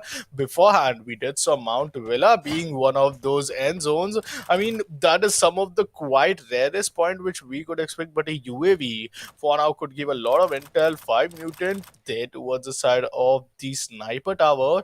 Two Face is having a Grossa to work with, holding his angle off, and against him I guess it's gonna be one and only Team 5 FABS as well. Well, let's see. Team 5 FABS are not looking to much engage themselves in any sort of fight, because it's a sort of field. Unless they get a good opening or any good knock, then they might know that they have a numbers advantage, and the pressure which will be created towards the side of Team Cartoon Network then could be the right time for them to just push in forward. Timing. It's all about the timing coming in. and you need to be careful whenever you're playing inside that sniper tower. I've seen a lot of teams take advantage of that, and I've seen a lot of teams get completely destroyed by one single grenade. One grenade is all it takes. And talking about what it takes, Infinix Note 11s hashtag own the game has whatever it takes to help you win through the game, and it's already been lost yesterday night at 12 a.m. And if you guys haven't taken a look, make sure to check the link down in the description below, and try to get your hands on it if you can, because they are selling out pretty fast. Well, simple here, going on quite aggressive. Here we go. That's a good fight coming in, but there is gonna be one of those moments where you get to see him quite rotating towards the side of another opposite side, and Team Cartoon Network somehow do not engage in this sort of fight. Bottom four once again trying to sandwich team I guess five FABs, and five FABs are really gonna have to clear one flank area, because in case they get exposed and open, there are multiple angles which they need to worry about. Currently, you are even seeing team, Demon's Pride entering the party. So this feels is really gonna be a bloodbath in case Zone is also favoring all of the four teams out here. Oh boy, FF will take down Sami there. One kill. Well, I mean, FF has not having a good day here today at least. Sami will be revived instantly. But yeah, before they did lose one player, Snake Eye gets stinked. Beautiful shots coming in from Roman. Oh boy, it doesn't really matter who it is. They will take him down, and the wall bank can work, but then they don't even know where exactly he's positioned right now. And looks like Cartoon Network is here to third party this. They can actually third party, but are they going to is the question right now, Tarun. Well, as we know, it's the map of purgatory. Then anticipating, their opponents at the very right place is something which these teams are very best at. Look how, they are just testing their opponent's patience. Here, I don't doubt that they are, anyways, gonna go up with those glue walls, making some sort of, aggression or some strategy building up to just eliminate the opponent players. Playing on a back foot, playing on a very covered area, and making sure that they are letting their opponents do, the first mistake, and then they could really capitalize on it. Team Demon's Pride, look who is waiting behind them at the top of the reaches. It's gonna be Team 5 Mutant as well who are coming in. UAV is there, drops are being, called off from both of these teams, and there goes the airdrop as well. But well, a good, I'll say, decision being taken from the side of Team Bottom 4 is that they have already backed off from this fields area. Now, having backed off could really help them gather some positioning points, because when you are already at top 10 position, eliminating at the 10th spot gives you only one positioning point, but after that it gives you 2, 3, 4, 5, and these 1 points keep adding up till you win the booyah and you get directly a 12-point lead. Team Alpha, well, they are looking quite in a unfortunate way, because getting exposed through these windows and then getting shotted by Karthik, it's really gonna be quite unfortunate to lose your armor. But well, second play zone, and that also begins to shrink in. Yep, second play zone just coming in. Let's see what happens right now. It is going towards that Brazilian fields. So no water is going to be in place this time around. Actually, thought Morehouse might be the one zone, will go towards, but guess I'm wrong. There's a fight happening between P4 and 5MT. 5MT will take down Sami. Sergeant takes down another player. Snake Eye, he's out in the open. He's going to get taken down. As soon as that glue wall breaks, so will he. There you go, 2 kills. Now only survivor on the side of P4. Where is he? That's what 5MT will be thinking right now, Tarun. Well, I mean, Team 5 Mutant, they have already lost their first player. This isn't the start which they wanted in the very last zone. And this is where all the fun begins as well. Top 10 teams is here with us. Fields has already turned into quite some hot area where you get to see these 6 teams. And all the rest 4 teams, you will see just, being at the corner location. Like, look after Team Spyware. After that, look after, Team Bottom 4 as well. Using some utilities maybe to get some intel, but well, It's just 11-1 armor. AWN being not being a pick, you see, it's quite something which we get to see daily. But yeah, because you are playing at a competitive lobby, using a sniper, it's not going to be that easy as we expect. The play zone totally towards the centric area of the fields, and Brasilia giving that advantage for team bottom four to be quiet inside the center location. Now, this is not only favor them in this current zone, but also the next zone would be quite favorable. But having checked all the 360 degrees which they will be currently looking forward for, is it gonna be possible to just hold that mid area, or maybe they might get engaged in fight and they would be rather the first team who can even get eliminated after this play zone? Well, that's the thing, being at the center of the zone, it's always advantageous and disadvantages at the same time. The advantage is you're right in the center of the zone. Lucky you. But the disadvantage is, as we all say, you're at the center of attention. That means everyone that's coming into the zone will see you first, right? I mean, they will see you definitely. They might not see the other teams around them, but they will definitely see them. And with that, bottom four will get eliminated by Team Guardians in position number 10. 32 players still alive, and that third zone is just coming into play. Well, Talha will make sure that 32 drops down to 31 because one of the players on SCS did go down. Team Alpha, they're looking strong right now. Let's see, can they get another one? The vehicle is on fire, but did he? Was that the vehicle explosion that killed him? Yep. No, yes, it is. That's the first kill for No Mercy as well, and that's gonna be a good opening.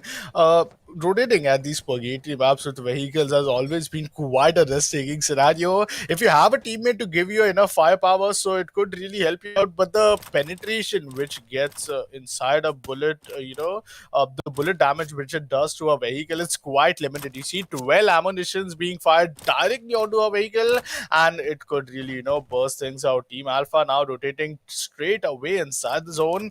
Team Spyware could really anticipate and get some kills. But talking of which, Team New Era, they are outside the zone, and backstabbing the backstabber, something which they are at a very good position to do.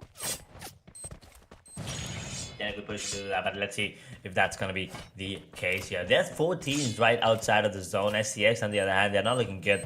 5 FABs, well, they have a good position, and let's see how long that's that long for, but last for, I mean, Spy. What the hell, they're just running right in front of the players of Team Alpha. Oh, stomping players with those vehicles. Well, looks like Team Spy. Alpha. They're just not even, wait, Talha is just throwing on this on right in front of the players, and he does not get taken down. He has to take 2 players down. Spy, what has happened here? Triple kill for Talha. Hamza will get another one as well. Nucleator Team Alpha, the only survivor on the side of Spy right now. Where are you, Mr. Drogos? Let's see what he can do. And what he can do right now is run around and get taken down nevertheless. Hamza with a second one. 8 squads, 26. And just like that, Team Spy, who actually we thought might have an upper hand, did go down, and so did New Era. Oh boy, in position number 8. Oh, was that position number 8? Yeah, that was position number 8. Yes. Well, 8th position is something which won't give them the ideal points which they wanted to add, but that's what happened. Team STX Esports did to get eliminated at the 7th position, and Team Alpha, they the fight isn't yet over for them unless it's over. Team Guardians, they are here just gatekeeping, giving the taste of their own medicine, and here you see quite some good abilities being used from the side of Ravi as well, but he gets denied. Sharky is going to be the one who would want to confirm the kill. The flank angle being known from the side of Team Guardians is such that not just they will get enough number of kills, but they have currently been the closest team who could just zone inside.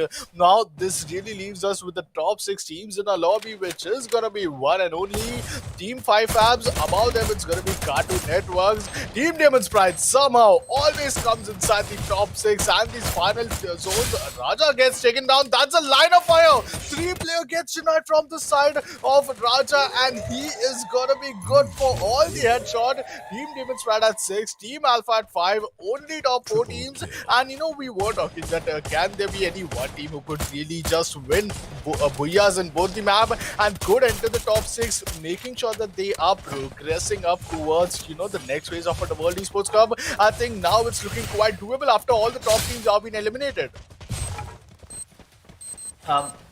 I mean, we still have a 5MP, so that is a top team. But looks like FF can have a really good chance of making it to the top half of the scorecard after this. FF, they will get that one more on the side of Carter Never right now. Carter Never did the solution right now. I mean, at least before the last match, Roman gets taken down. Alpha gets knocked out of the play zone. It's going to be Alpha going down. Carter Never gets eliminated in position number 4. 3 squads, 10 players. FF, what are you doing? What are you doing? What are you doing? Oh, beautiful grenade coming in the flashback from Team Guardian. This is not looking good. 5MP is still alive. They want to take that position number 1 back into their favor. Two-phase, beautiful grenades. Take down 2. Will take confirm 1. But now, we'll confirm 2. The only survivor right now is Simple. And this is not looking good. Team TG. And now, the focus is directed towards the side of TG. Two-phase. Beautiful shots coming in. 5 apps will be eliminated.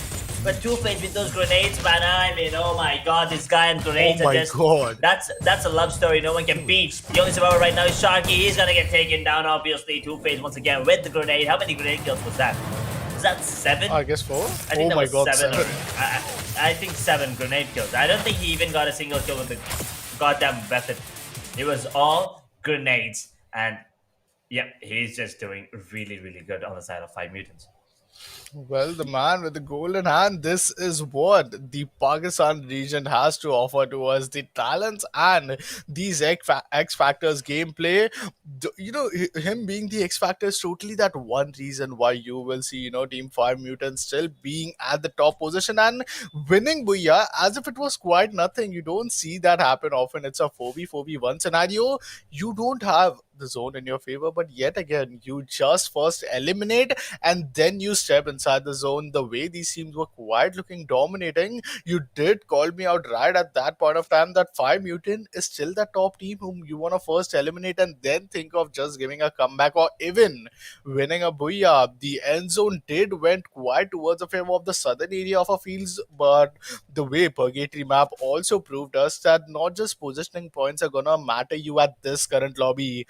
Go on, get some kills. If you won't get some kills, even after the zone is favoring you, things won't work as you are expecting. And that is something which we really got to see. In the center of the zone, it was Team Bottom 4 whom we first got to see.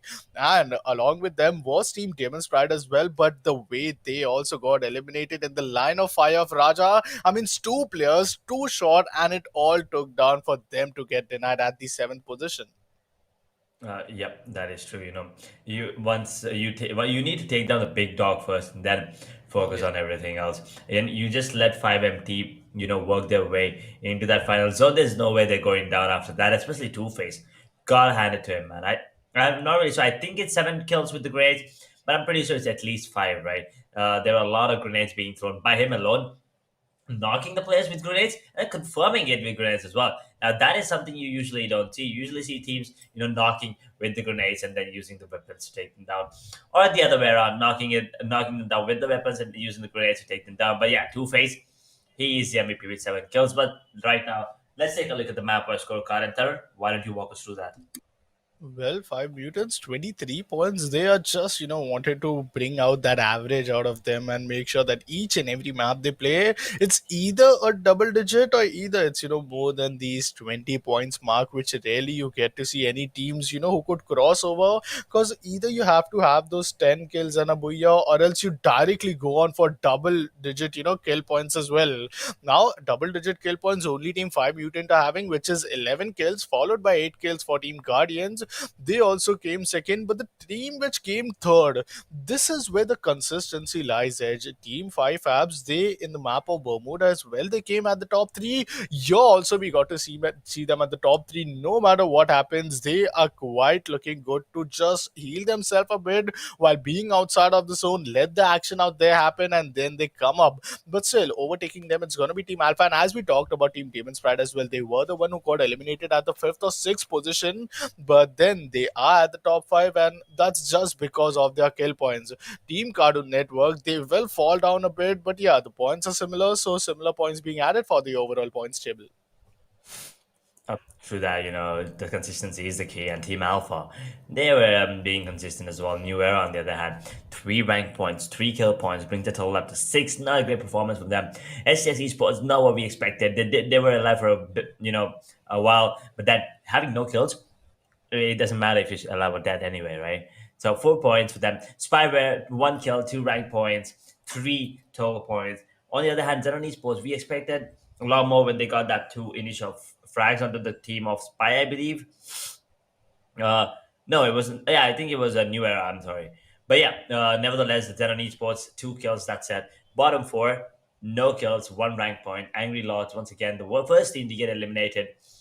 And I think, yeah, the journey is done for them. This is the end of the road for the side of Angry Lords. But I'm not really sure what about the other side, right? I still think that everyone still has a slight chance. Not really sure because we haven't taken a look at the overall score in the past 2 maps. We will be taking a look at them after the map of Kalahari is done, and trying to understand which teams will come out on top. I'm pretty sure one thing's for sure: 5MT, they are taking that number one spot from Demon's Pride. Well, fight for being number one is still gonna be on. It all falls down to the last map. It's the map of Kalahari, and if Team Demon Sprite really want to regain that spot, they need to be over. Not only just over in terms of the overall point system, but definitely they gotta make sure that Team 5 Mutants are getting early elimination as well in that map. In case both of them lie in the very last zone, and one comes at the first position, second comes at the second, which is between Team Demon Sprite and Team 4MT, then maybe you can't see Demon Sprite once again regaining the spot. But this is what make this game so interesting, and this is what is gonna make teams as well just change their pace, make sure that rather than their usual drop location, maybe they could try some new thing, which already Team Demon Sprite are doing. We quite rarely saw them, directly contesting in for the blue tier loot. And yes, they did got a early start as well, but the early start did not result for them in coming at least in the podium finishes of the top three as well. Well, being the map of Kalahari, what do you expect? Like, which teams are going to be the one who might just want to change off their strategy, not go on to a usual drop, and at least play a bit aggressive? Because as you know, it's the last map, and this is a deciding map for our top six teams. Will be continuing with us. Well, after watching SCX for a while right now, I think SCX are gonna be my favorites moving on to the map of Kalahari. There, I mean, Yeah. and also 5MT, but yeah, 5MT is on top, so people will be like, yeah, you're just saying it because they're on top. So I'm just gonna ignore them and just say STX has my vote for this particular map because they are a kind of team who show up really huge on close range combats, right? And Kalahari, there is a chance of you taking close range combats. Yes, there are chances of you taking high long range fights, but there are high probability it's going to be a close range combat. And when it is, SCX will come out on top, is what I feel like, because the gameplay that they have, it's like a 2-2 split. They have their backs, they watch their six, and that is the kind of a gameplay that you need for you to win the map of Kalahari. It is a shortest map, and there's going to be initial fights. And I think SCX, they're not going to be, afraid anymore to take the fight. But also, since it's the last map, I want to see Angry Lords if can. I mean, they have nothing to lose at this point, right? They're already out Yeah. of the tournament here, pretty much. So they have nothing to lose. So let's see if they can, step up huge and take down at least one of the big dogs. Now, maybe Demon's Pride, maybe Cartoon Network, maybe 5MT, SCX, someone. Let's see if Angry Lords, this is the final chance for them to prove their true potential to us. Well, this is the final round. This is the final map, and this is really gonna be that one last time where we will be seeing these bottom six teams actually playing. Well, they gotta put it all in right now because it's the last time where they could actually make sure that, given the platform which is being provided from India Today Gaming, they could really make sure that they are showing their true potential. But then we go right inside the game of I guess Kalahari quite soon. Purgatory has been quite some, different scenario in terms of the zone rotation. Drop clash totally being ignored. Only one drop clash which happened, I guess, with Team Demon's Pride. Now, play zone also totally rotating towards the side of central area. Teams did not, had much time to realize that it's going to be the mainland itself, and it's going to be the fields area. Fields area, did saw Team Cartoon Network already being towards the side. Team 5 Mutant were also there, but not at the centric location. They love to play it open. They love to play towards the side of any high reaches area where if they have the numbers advantage, they could really look out for those flank angle. And here's where things started to go wrong for all of the teams who were holding at the sniper tower, and even the I guess all the compounds area where they could not just step back. But now this is the map number 12, day 2 of Group 1 for Infinix Smartphone, presenting the World Esports Cup. And one last time, we will be seeing all of our 12 teams competing against each other at this map of Kalahari. Well, just as you said, 12, Tarun, there is a confirmation that Angry Lords will not be joining us here. So there's only 11 this time around. Unfortunately, I actually wanted to see Angry Lords put up a really good fight here in the final map, but that's not going to be the case. Looks like it's going to be a fight here between New Era and XENON Esports. This is going to be a quick fight, and New Era, they're at the bottom half of the score, and XENON Esports at the top half. Let's see if they can be the one that actually taking down one of the big dogs here, one of the teams in that top 6 position already. Bottom 4 on the other hand, they're right next to the side of Team Guardians. That might be another fight, but right now, this is a fight I'm interested in. Team New Era versus XENON Esports. Well, Team XENON Esports seems as if they first really want to get that loot, because in case they don't have the loot, they don't have the firepower, it's really going to be, a kind of difficult to just help them get engaged in a fight and actually just capitalize on that as well. Well, a moment of silence, there's no shots fired, there's no explosions being made, there's no use of utilities, because it's the early fight. Just an opening could really just shift each and every momentum, could really make sure that players are getting exposed in open out there. But there goes the fight. First player from the side of XENON Esports, well, he gets down on his knees, and it's gonna be an opening for the side of Team New Era. This is what they wanted, and now they are not gonna think twice before entering the location where they could expect Team XENON Esports to hold on.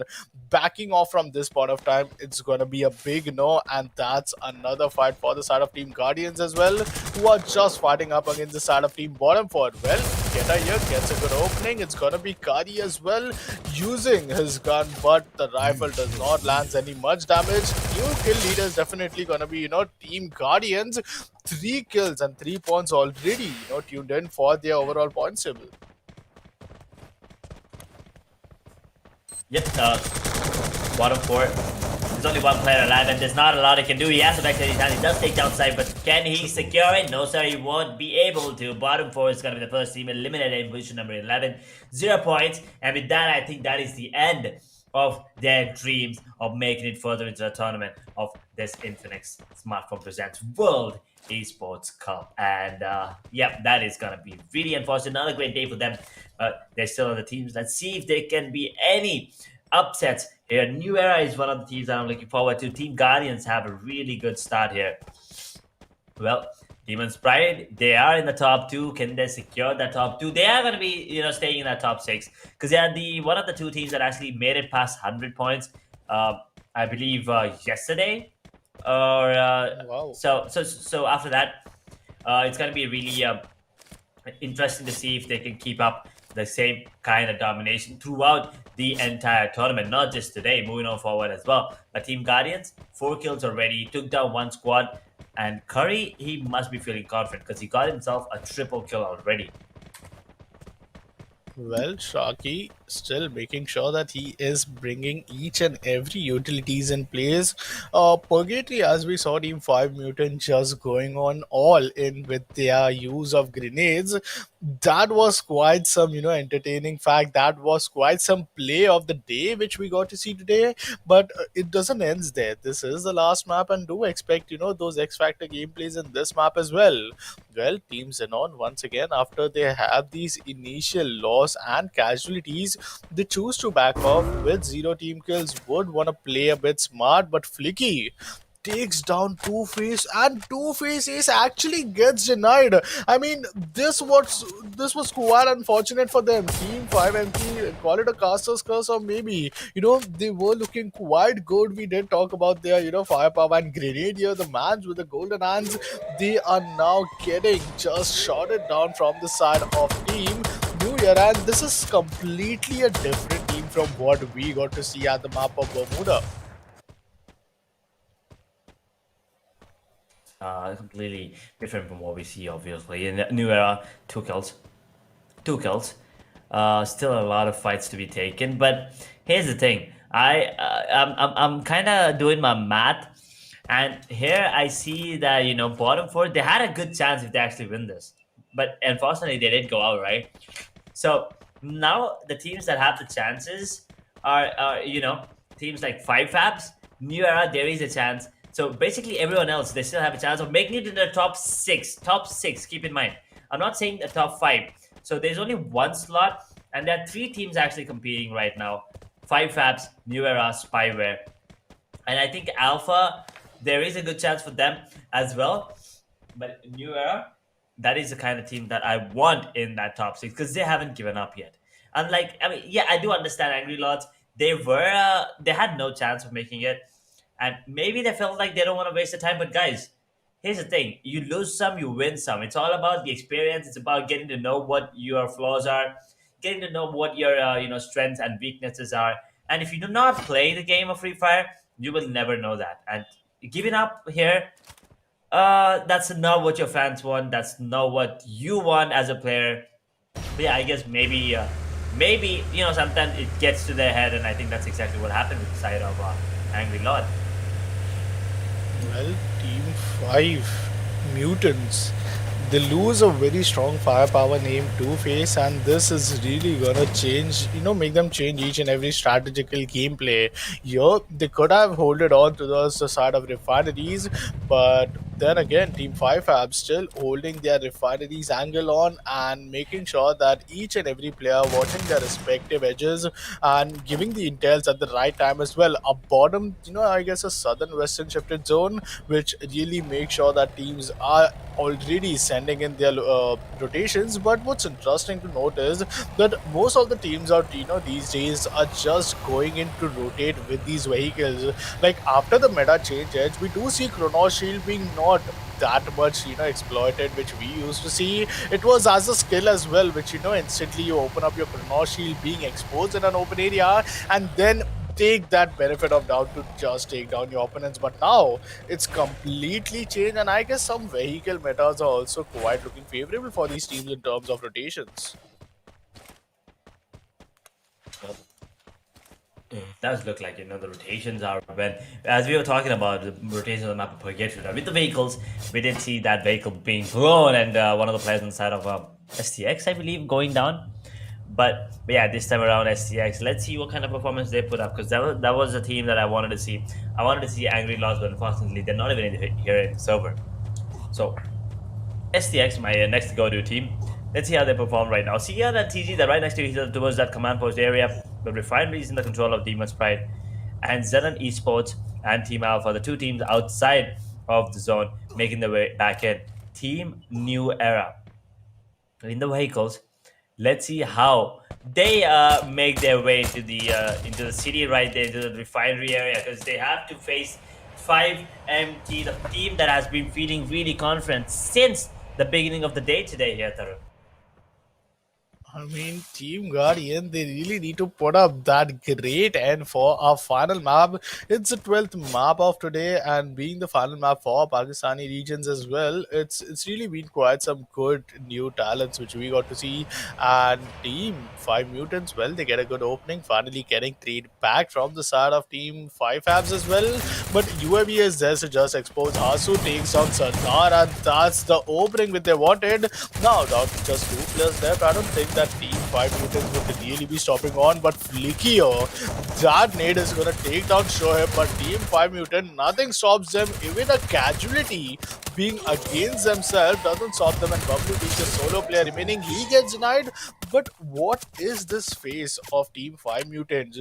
They were playing with a disadvantage. It was a 3v4 scenario. Players were just getting down towards the knees, getting knocked off. Instead of going on for the revival, they wish to go all in. And if the kill feed has been seen from the side of Team Demon's Pride, you know what I'm talking about. They are already the happiest team out here, because being a solo player, how far do you expect Team 5 Mutants to go against the side of Team Demon's Pride, who might be here to regain that number one position? They can try to regain that position, but if you ask me, I think PyMT has a really good lead up until now, up until the map of Purgatory. But let's see, never, I mean, it's not over until it's over. So let's see if Demon's Pride can put up a really good fight and take it. But on the other hand, the thing they need to focus on is taking down the teams that are at the top as well. Carter Network, they were at the 6th position after the third map, And right now, I believe they're still in that 6th to 7th position. So this is their final chance, and they need to put up a really good fight. And Team Alpha has spotted Team Guardians. And let's see. Oh, he has a clear shot, but he does not want to take it because he knows that as soon as he takes that first shot, they will give away their position, and at the same time, they cannot confirm the kill because that's the kind of position that they're in. Team Guardians in Current Network, they're in the in a safe spot, but if they go down, they're in a mess. Well, there is the live standings. Top 9 teams here with us towards the western side of confinement. It's gonna be Team Alpha. First player gets denied. Second player somehow is gonna get knocked off. But still, your favorite team, Team STX Esports, seems as if they also want to get inside the zone. If they do realize it's a fight happening towards the side of Team, Alpha, they could really third party them. But Talha, on the other hand, is just holding his angle off. Hamza gets spotted, uses his utility. Can this be an opening? Because Ali is just in front of him. Yes, it's 117 damage being dealt, but once again goes on for a jump grenade, and that could have been it. Afan could really get taken down out of all of these rains being, just poured out from the side of Ali. Has grenades, has more 3 grenades, so it seems as if we want to use all of it at this point of time. But Hanshu, Lido gets an opening, and look at the magical HP in which, Afan was, just surviving. Well, nine squads, 31 players, and it looks like STX having a really good time. They are unable to take down any of the players, but it's gonna be 5 mutants eliminated. Oh boy, now there's a really good chance of Demon Sprite taking the #1 spot back, because the top team, 5MT, have been eliminated, and Spy, Mr. Talha will take down Criminal. Whoa, flashbang, blinding me, blinding the players as well. Obviously, Talha will get one more, will confirm. STX, no kills yet. Hamza with the cord, he's just spamming, but unable to land any shots right now, sir. Well, that's a unusual way to start things off. Team Alpha is really looking to go on the front foot, but Team STX, I don't know what went wrong for the start. They lose a player, but yeah, Captain now, he himself is going to be regained with his revival. He goes down once again, and Team XENON Esports, they're also going to be taken down. Team Alpha having the numbers advantage could really take down STX. He goes on very passive, plays an in-shot stealth gameplay, but down to Hamza. Can he do this? He gets some good opening. It's a 1v1 scenario, it seems. Well, Tala is still opening. He is going on for a revival. Can Afan also get on his legs? It seems as if he is gonna, but down to 3v2 for Team Alpha. Well, they do a good, recovery on their mistakes, and down to just one solo player remaining. Team STX, it was quite an unconventional fight for them. Even after having back end for Nog, this 4v4 fight, it was, something which is just more than just these firepowers. The team synergy also quite mattered, and now, after down to just one solo player, could have gatekeep, but rather wants to reheal and go on to play some positioning as well. But look at the gatekeep which is being done now from the side of DP Gorilla. Yep. Oh, no. Hamza goes down, and with that goes down the dreams of side of STX as well. It's going to be Alpha. Beautiful shots. We'll take down Talha, will confirm it as well. If I'm not wrong, Roman will take down one of the players with the grenade. Katak will take down Quetta on the other hand. 6 squads, make it 17 players right now. The Brad just went down to Roman's grenade. Beautiful placement coming in. Roman, as I said, was the best player on the side of 5 FABs, and they still have a minor chance. Let's see. Alpha, Hamza is the only player alive for them, and if he goes down right now, they might not have a good chance of qualifying here. But if he stays alive till the end, get a couple more kills, maybe a couple more points for his team, maybe then there's a good chance. But Demon Sprite, on the other hand, they only have 1 kill. Yes, they are in the top 6 right now, but they want that #1 spot. They want to make that statement. They want to move ahead in the tournament, feeling really confident, beating 5MT, the team that has been sitting on top for a really long time right now. Katak with the spam, and this is not looking good for Team Guardians. Godzilla will get... Oh no, he knocked himself out again with the grenade launcher. Well, Hamza trying to step inside the play zone. It's going to be the final zone, the end zone, which we like to talk about. Team Alpha, they get eliminated at the 6th position, leaving Team Cartoon Network still alive with us. Team Spyware in a very bad position. They are getting totally gatekeep, and Team Guardians, They already have 4 kills, but what's happening? Query and Seth somehow gets a night. Query and Shaki being the duo player remaining. Still, we have Mr. Wazak left in this corner area. He is the solo player, but this game has completely turned each and every situation. Team Damon's Pride surviving with top 5 position with only 1 kills, but Simple takes down Raptor and fight between the side of Team 5 FABS and one and only Damon's Pride. That's also yours, but Team 5 is somehow surviving. This was a very wrong move, and this could really be quite punishable. And yes, Sharky gets the night. Spyware getting eliminated at the hashtag 5 position. Team Guardian, I guess Team Guardian are also going to be taking down Team Damon's Pride at 3rd position, leaving with us with the top 2v3 scenario. This is going to be one of the moments where Team 5 Abs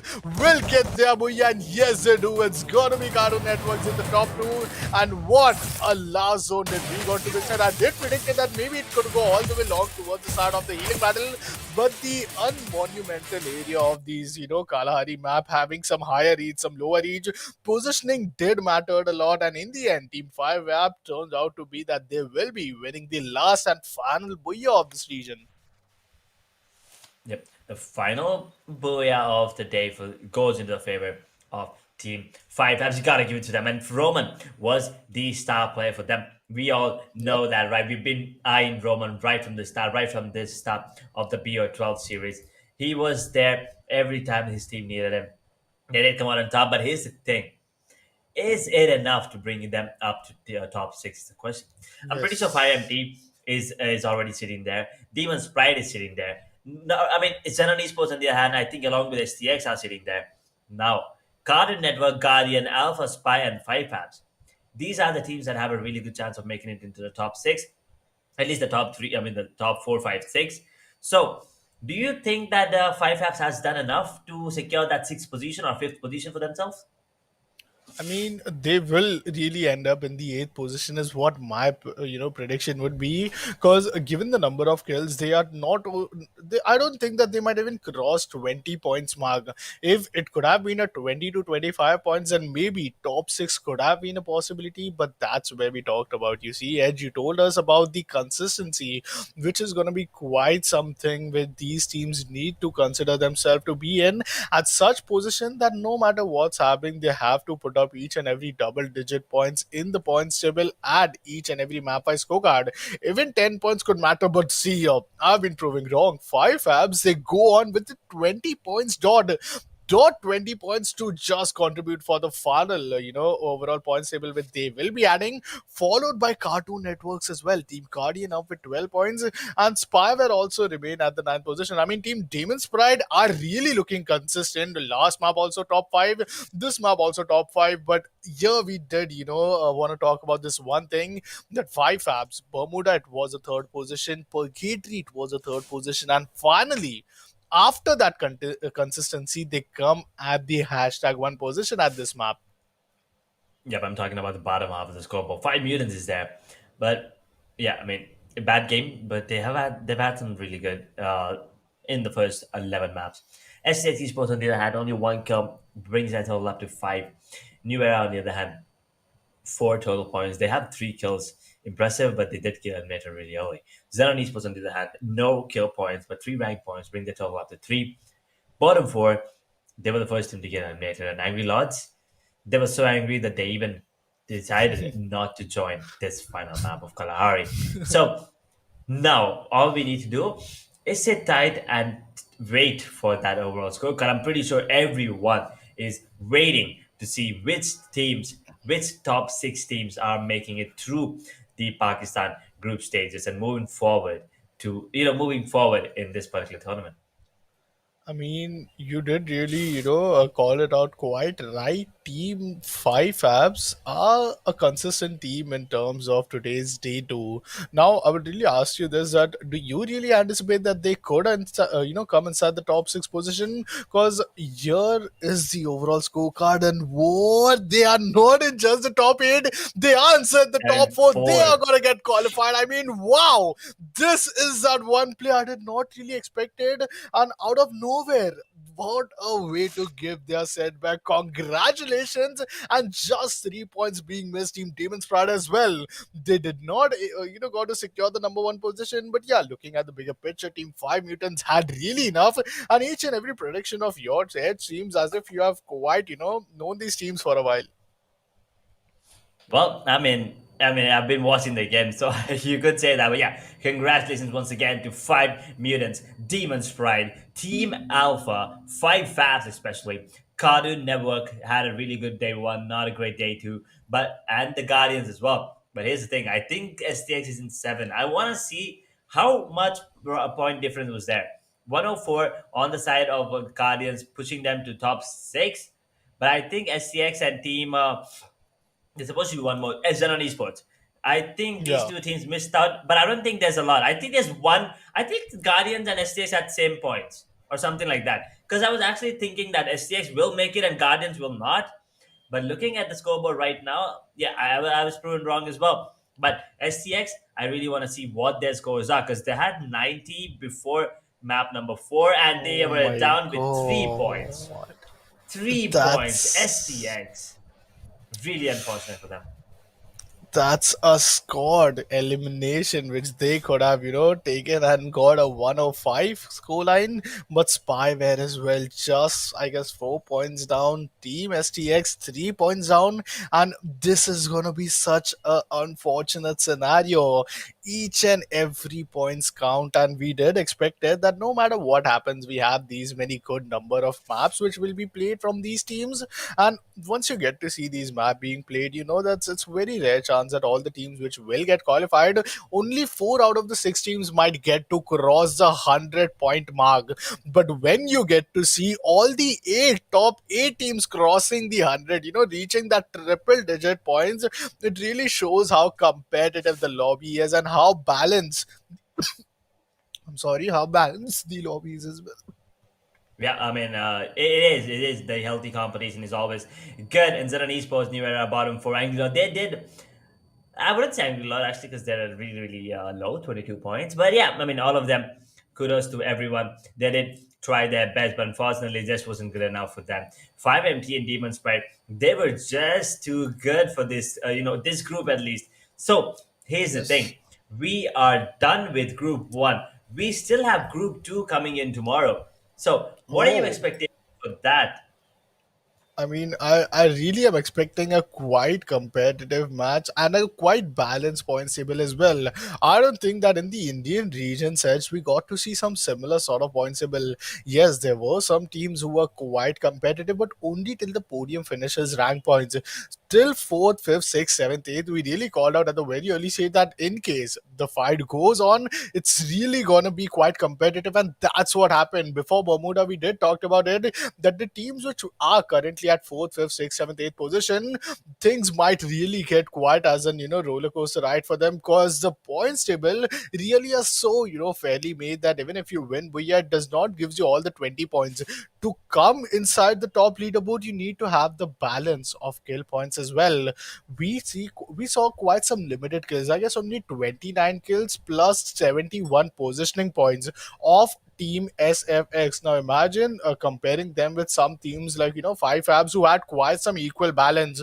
So this is all the things which they could really work on, and even if they got like eliminated, it is a good farewell for them, and we would really like to make sure that this message is passed on to them that even if they don't lose, it's the experience which they have gained. This experience will really help them to improvise, and as we know, India Today Gaming is here to just provide them each and every platform. And this time it wasn't just limited to the top teams, it was open for all where any team could really participate, showcase their skills of an amazing talent from this region we Yeah. got to see overall.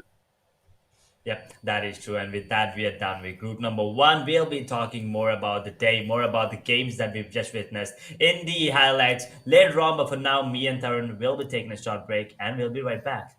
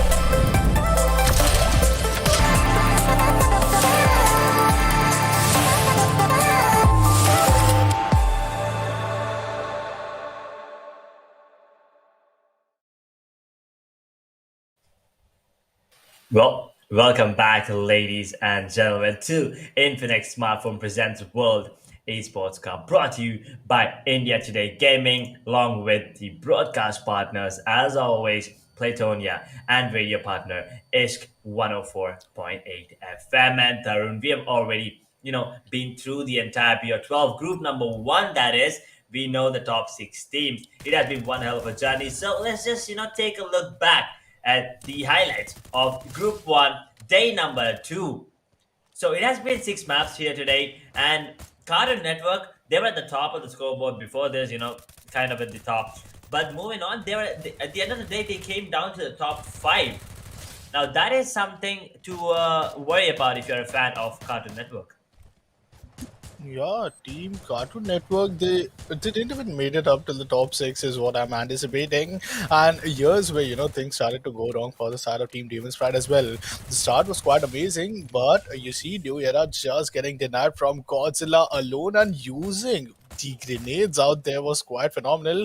Team Spyware as well, losing out the numbers advantage at a very early stage. And there was Team 5 Fabs there, having a good balance in terms of their kills, in terms of their positioning, being consistent. And Karthik at this point of time, got totally gatekeep from the side of Team Alpha. But yeah, Team Alpha also, you got to see them at the podium finish. I guess they were at the top 3 position, and that's something which we did not quite expected out of their yesterday's, performance. Well, in the very last zone, Cartoon Network did got eliminated, and Team XENON was the one winning the map of Buya. Well, yep, that is true. Map number 8. That is a map of purgatory here. Zen and they were having a rough time actually against Spyware that is. But Xenon, this fight, the ignorance coming in, they're not taking corners. A lot of teams, we've seen that happen in the later half of the day as well. But once again, this was the fight that Roman came out on top. 5 haps. It was all Roman. Roman, as soon as he goes down, the team starts to panic. But wait a second, Oh. that was a wall bang? I mean, that was some, Boy. like visual bug with as an observer we might have not got. But yeah, it was totally an armory damage of him being exposed quite minutely with that cover. Team Spyware, they did not, just made sure that they are coming at the top 5 position for the second map of Purgatory. But then again, you see Team 5 FABS here as well. They had a good gatekeep scenario, and the rise of Team 5 Mutants. This is where it all started. Starting things off from the map of Purgatory, were looking quite dominating, were looking quite in a very good position, but the grenade use was quite phenomenal, not only from the side of Team 5 Mutant, but also Team Demon's Pride. Godzilla did some good, amazing openings today. Yep, I mean everyone started showing up except Angry Lords, right?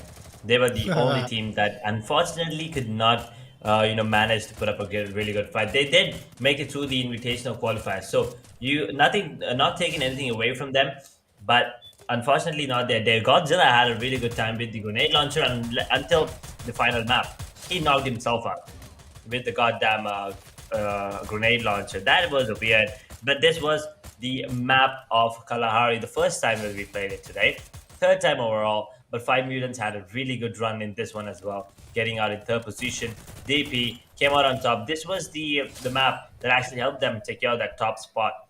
Godzilla with those grenades and grenade launchers, that is a really good combo. And here, Cartoon Network, I believe they're the team that actually took down 2 squads pretty early into the coming in, right? I think it was Angry Lords and New Era both going down to Cartoon Network, but then Cartoon Network also getting taken down in 9th position, I believe. So that was not the kind of gameplay we expected, but it was enough. They did make it through, so it's all good. Well, Team Spy as well, totally, being that one team which we did, so just trying to give their best in each and every fight. No matter if they get eliminated, that could, really have something. But Umair, what was this quick scope? Well, that was quite an amazing quick scope coming in from his side as well at the map, this second last map, I guess, of Purgatory.